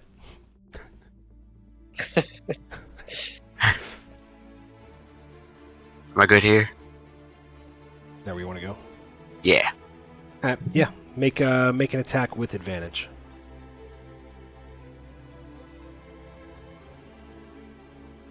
Just make your regular attack and it'll roll the two numbers. We'll take the higher number. Perfect. Yeah, you're able to longsword him. Roll your damage. So, the little goblin, through his cries of no, no, no, and tears are running down your face, you just kind of go, put your sword right through his head, pull it out, and he dies. Just, the crying stops.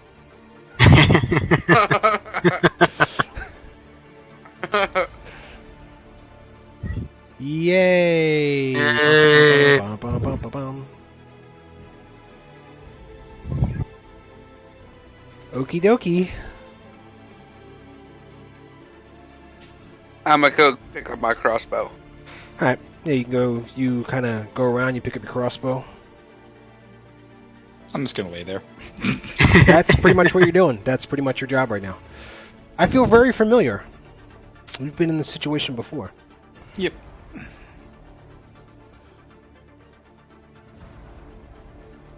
So, what do you want to do? You all stand around as your friend Corvair is laying on the ground. Not looking super hot, and he seems like he's pretty unconscious.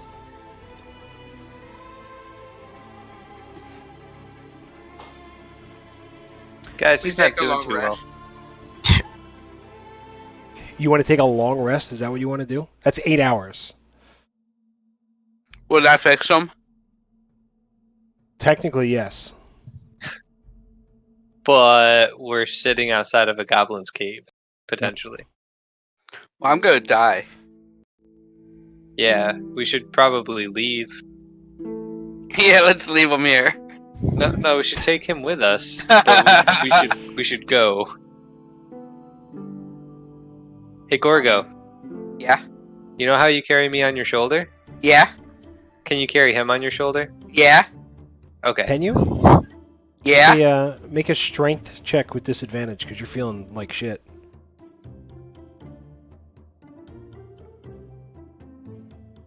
That'll do. Yeah, you're able to kind of scoop him up and throw him on your back. All right. Let's go back the way we came. Alrighty. Is that what everybody's doing? Yeah. Alright, so you guys begin traveling back down the road. How far do you want to go? Do you want to go all the way back to town? What do you want to do? What's the plan here? Do you want to go in the woods and camp out? Yeah, I'm gonna go to town because I need armor.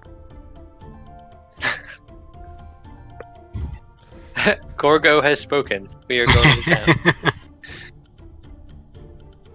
I forgot.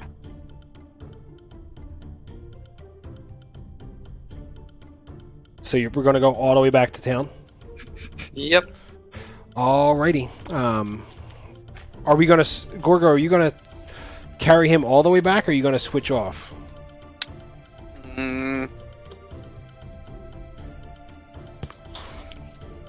I don't know. We can try Switch switching off with what? I might be able to carry him. He's a size larger than you. That's okay. I'm strong for my size. Make a strength check.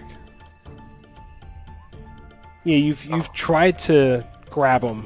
Like Gorgo walks for a while, gets a little tired, and tries to he kind of puts him down, and you try to kick him up, and you kind of get him halfway over on his side, but you can't lift him all the way up. Oh.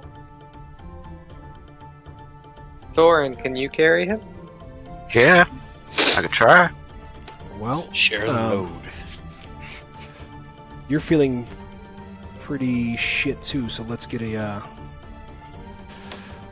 strength check. Okay. Yep.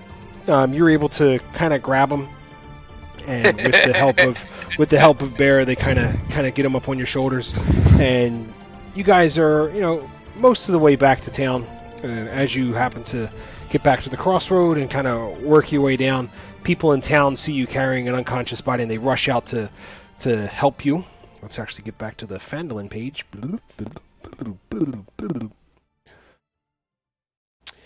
And as you happen to come in, town members see you, and they rush you right to the Stonehill Inn, and they begin kind of sailing you all down. And everybody's kind of all jumping up. What happened?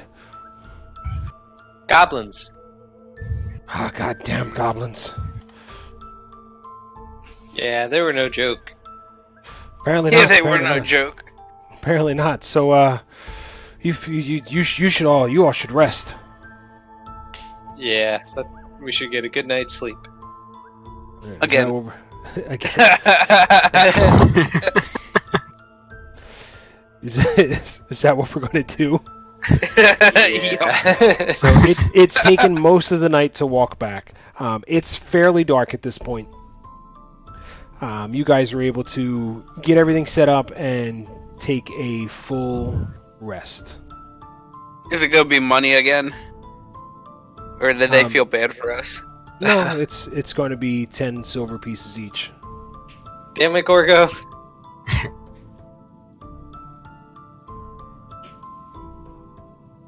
We're gonna use off our money fighting like goblins.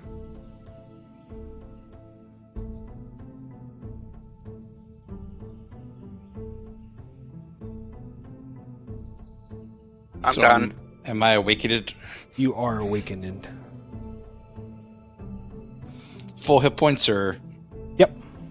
It's a long rest.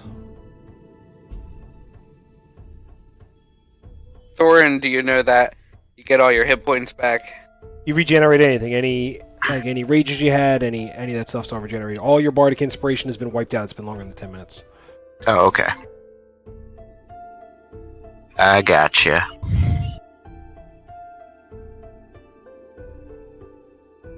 Alrighty. So, you wake up in the morning feeling pretty well rested. Corvair, you now have a scar from an arrow on your chest. What about me? did they You never went unconscious, so no. did they check out my wound? I mean, they would have pulled your shirt back to scope everything out. Yeah. Who would have? Hold on 1 second.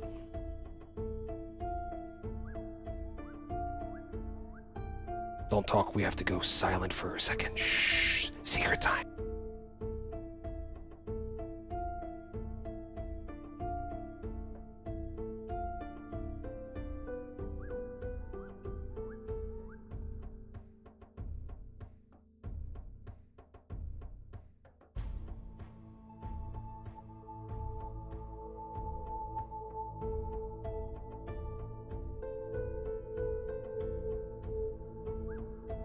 Hopefully you couldn't hear that on the stream, but if you did, oh well. It's alright, we figured it out. So yeah, you wake up and you notice that your shirt's kind of been clipped open a little bit, and as you wake up, you can just kind of quick grab it and close it all back up. You got 3 nipples?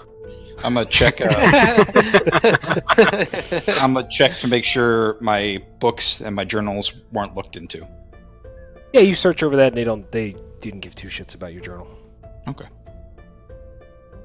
I'll go downstairs, rubbing my chest absentmindedly.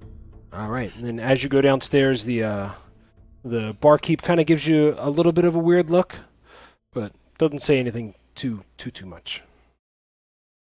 I go, did they pay for my room?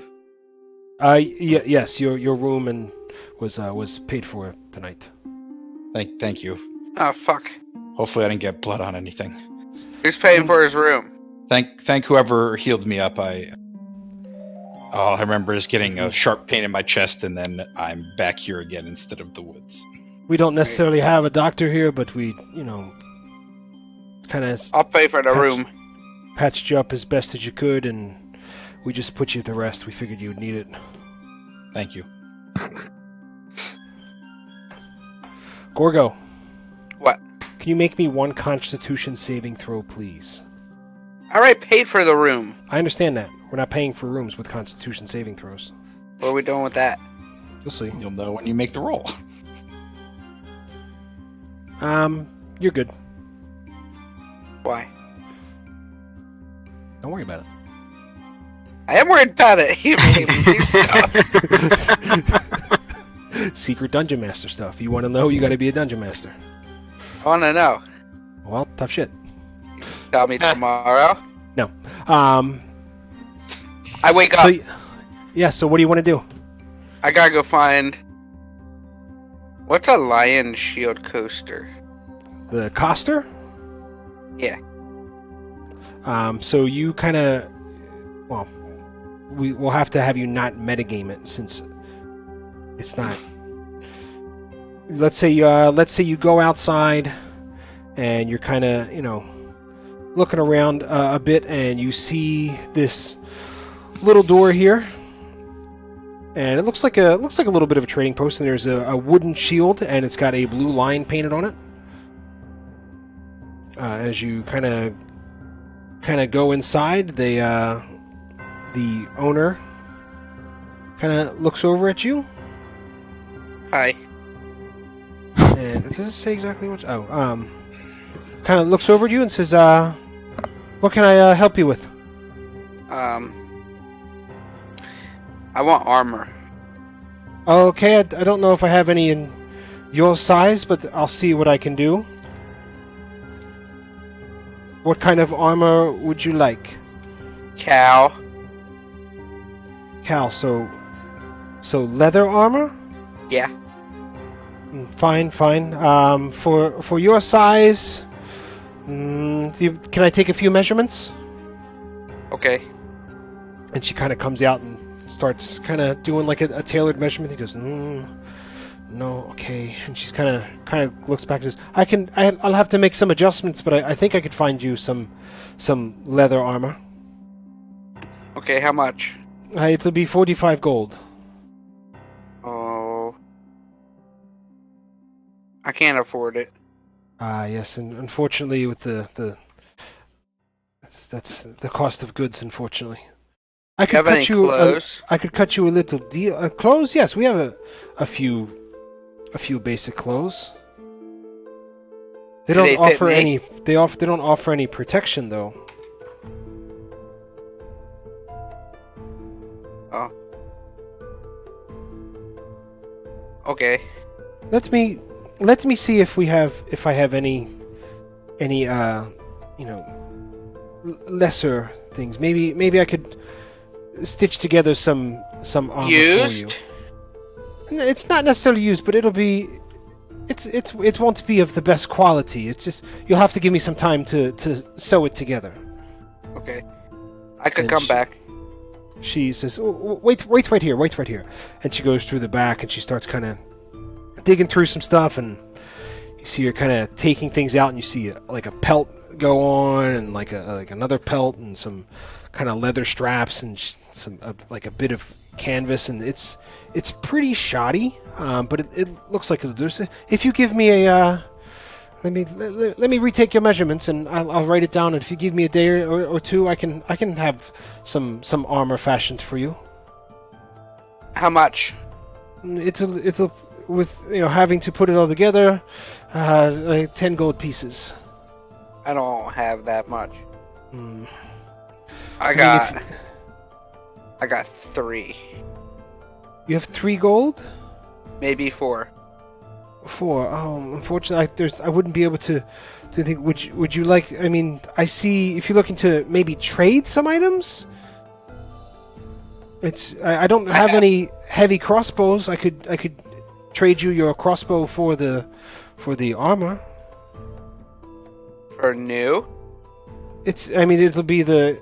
If you want newer armor, I could probably find enough leather to build you some leather armor. But I think the hide, the fur armor might be a safer bet for you if you're looking for any type of armor. For hey, Dungeon Master, what's water skin? Like a water bag that you would drink out of. Is that made out of leather? Yeah, but it's not very big. You would need a lot. What's a tinder box? It's like a box, like a box of matches.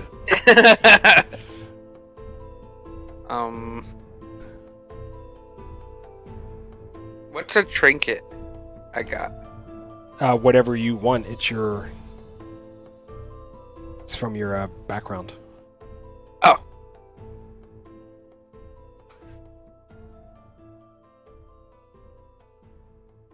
I got a costume. I'll trade you my costume. What type of costume is it? It's Santa Claus. Santa Claus? Is this one of the? Who is the Santa Claus? He's really cool. He's famous. Oh, he's famous. Oh, like an actor, a mummer. Yeah. It's worth it. She kind of looks it over and goes, "You said you had 5 gold? Yeah. It's with the costume and the 5 gold." I said 4 gold, but yeah. But you just agreed to 5. So Is the costume all of my clothes? Am I gonna be naked? Well, you kind of weren't wearing clothes to begin with. Really? Barbarians normally don't have clothes. Oh. Yeah, I'll give you my costume and 5 gold for the armor. That's. Will that give me +2? +2 to what? My armor. I mean, it's going to take me probably a day to sew it all together with the measurements here, and I'm not really a seamstress. But is my armor class gonna get +2? It depends. Are you asking like out of character? Is that what you're asking me? I don't, unless she knows. I mean, she doesn't know what an armor class is. It'll Okay. offer you slightly better protection. Yes. Okay. Do it. All right. So if you give me a day, I will have it put together for you. If you want to stop by, are you staying over in the inn? Yes. I will stop by on later and make sure it's delivered to you. Thank you. All right. So she takes your costume and you give her the 5 gold. I don't pay before I get my stuff. Okay, I'll pay. I have to make it for you. Oh, I got 75 gold. No. Wait, I had 7, Nope. now I have 2. Yep. You gotta watch Gorgo. He's sneaky. And delete your costume. You're sneaky, you charged me an extra gold. You agreed to it. Well, here we'll delete your costume the right way. All right, there we go. Done. All right. So yeah, I'm done. Adventures in Math. With Gorgo, it's always an adventure. He knows the numbers 1 and that's it, I think. 69. He knows the numbers 1 and 69. He doesn't know what the value of them are, but he knows 1 and 69. All right, so what else do you want to do, boys? I'm gonna ask the innkeep. Do you have someone who might have health potions or any kind of medicinal things? I mean, Barthen might have some in his provision shop, but I don't know who else. I mean, you can talk to Sister Grael. She may have some. Ooh, she likes you. I'll walk out of the inn and just kind of drift towards the shrine. Is she out there? Yeah, she's out there. She's got lighting candles and stuff. I say hello to her, and you said she was an elf? Yes. I say greetings in Elvish. And she kind of turns around and she gets a smile on her face and, well, welcome back. Have you came in pretty bothered yesterday? Yes, we had a run-in with some goblins, and all it took was one arrow, and I was... I've heard, and you were in pretty rough shape. We did our best to heal you, but without... I don't really have supplies to be giving away, unfortunately. Do you have any health potions or anything I might be able to purchase, whether a donation to your shrine or anything? I don't purchase. No, but it's if you'll help me, I will give you the supplies to help. Sure. What would you need help with? You remember our conversation from the other day about the Banshee? Yes. If you're willing to, after you've completed, I remember you said you were already on doing a task, and once you've completed that, if maybe you could take care of the Banshee next. I can attempt to. I make no promises, seeing as I might not be cut out for the adventuring thing. I understand. My superiors should be checking in by the end of the week, so like maybe another 4 days. But as long as I don't know how long it'll take you to complete your task. But after as long as you're willing to at least try, I can offer you some provisions. Sure, I will agree to your terms. Once I complete this other one, I will. Thank you. I am very, very grateful. And she says, wait here. And she goes inside her house and comes back out with a crate. Inside the crate are 4 little vials of potions of healing. There are 4 total. I'm pretty sure I added healing potions to your thing, which I did not, which I will have to add them later. We'll do that. Clean up stuff afterwards. So you currently have 4 potions of healing. Okay. Nobody else is aware. Okay. All right. What else we got there, kiddies?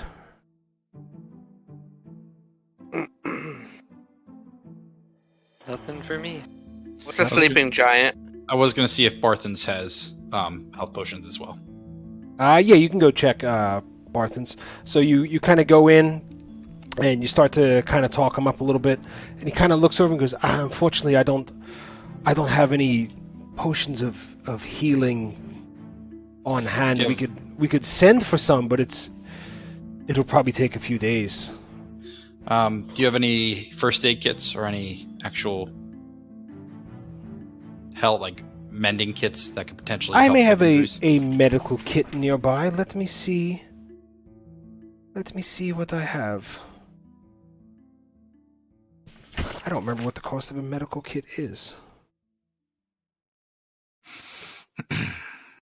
Just so you're aware, a medical kit will allow you to be stabilized.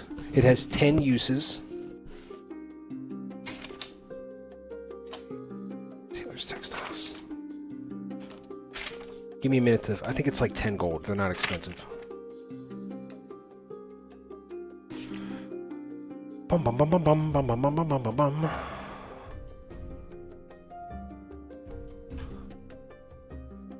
Healer's kit. That's why I couldn't find it. I'm looking for a medical kit.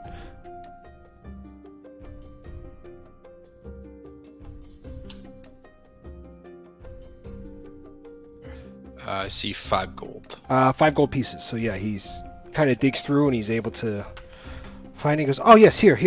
We have a 1 healer's kit," and he plops it down.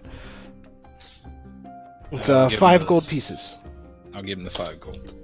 Perfect. And he gives you the healer's thing. Basically, the healer's kit allows you to... It's got, like, bandages and, like, splints and stuff in it.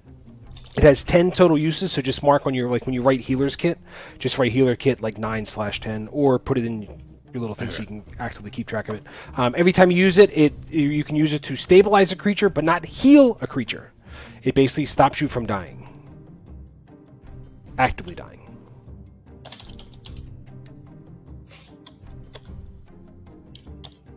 Anybody else? What's the Miners Exchange? That is where you were in earlier. What? You were in there previously? No? Oh no, you weren't. That's the other group. I lied to you. They told us about it. Yeah, they told you for Mining if you were looking supplies. for like mining supplies or anything, because that's basically what kind of goes on around here. Oh. Can I go mine for gold? Or You could buy. Do you know where a mine is? Yeah, the Miners Trail. It's on the map. Well, it's that you don't know of this map. You don't have like a physical map. Yeah, it's in the town center. No. What Here. I'm telling you is you don't have a map. It's right there. This is just a point of reference for you and for people looking at home. So when I say like, oh, you're at the Stonehill Inn, or you're over here at the Miners Exchange or the Coster, they kind of have an idea of where your characters are roughly. You don't know this is called the Miners Trail. And the Sleeping Giant? You don't know that's called the Sleeping Giant. What is it? You don't know what it is, so to you it just looks like a building. You could ask around town. Next time. So anybody else doing anything else? I'm good. Good? Good. All right. So what do you want to do? Call it a night. You want to stop here? Yeah, it's probably a good It's spot. pretty good spot. Yeah. Alrighty. So that's basically it for the night. You guys, as a quick little recap, met in Neverwinter, showed up to Phandalin, fought off, or was on the way to Phandalin, fought off some goblins real quick. Everybody skated away, no problem. Corvair decided it's a good idea to go up by himself into the woods randomly, and almost paid the iron price for it. After luckily cutting himself free and coming back home, you traveled to Phandalin, where you found out that Gungren Rockseeker has not shown up yet. And the shopkeeper didn't seem too concerned, but he's been missing for a little bit. He still hasn't shown up. You've gone back to the little trail. You went to fight some goblins. You got your asses handed to you, and you've come back to Phandalin with your tails between your legs to regroup. All right. Sounds Yeah, about sounds right. about right. All right. I'm pretty sure we're doing this every Wednesday, correct? Yes, next Wednesday I'll be in Canada though. So So we're not Wednesday playing after next that? Wednesday. no. All right. So I won't be able to the following Wednesday. perfect. This is going so well. If anybody's ever played D&D before, everybody agrees to when they will play, and then everybody backs out after the first session. So we're on par. Did change it to Thursday? We No, can play wait. Thursday. No. I gotta work Thursday. Fuck that. I'm still in Canada. I like Wednesdays. How about next Thursday? Not obviously next Wednesday the 7th. We'll just call that as out. Are people available August 8th? Actually, I should. We'll do this off stream. I don't know when we're going to be back, but you can find out when we go live by following me online on Twitter at AnsciTV, ANSCS. I can't even say my own fucking name and spell it. Don't forget AN. to subscribe. At And leave a like. ANSCI. You can subscribe here on Twitch. Just hit the little follow button. You can also go on to YouTube, which I can't give you the YouTube thing because I don't have my own YouTube URL because I have 6 followers and most of them are bots. But you can find it on my Twitter. It's also available through here. It should be. Used to be. Let's see if this still works. Hey, look at that. It does still work. Boom. There's that there. There's Twitter. Thanks, Nightbot. Boom. There are the 2 links. Check it out. It's still boxed. Nightbot's still fucking coming through.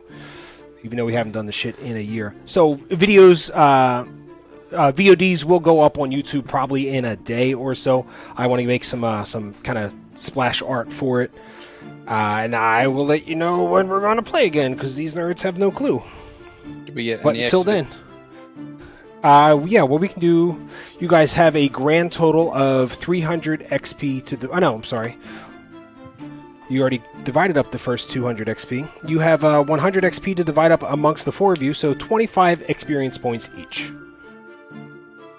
Ow! Does it make us level 2? Probably not. You have 125 experience points.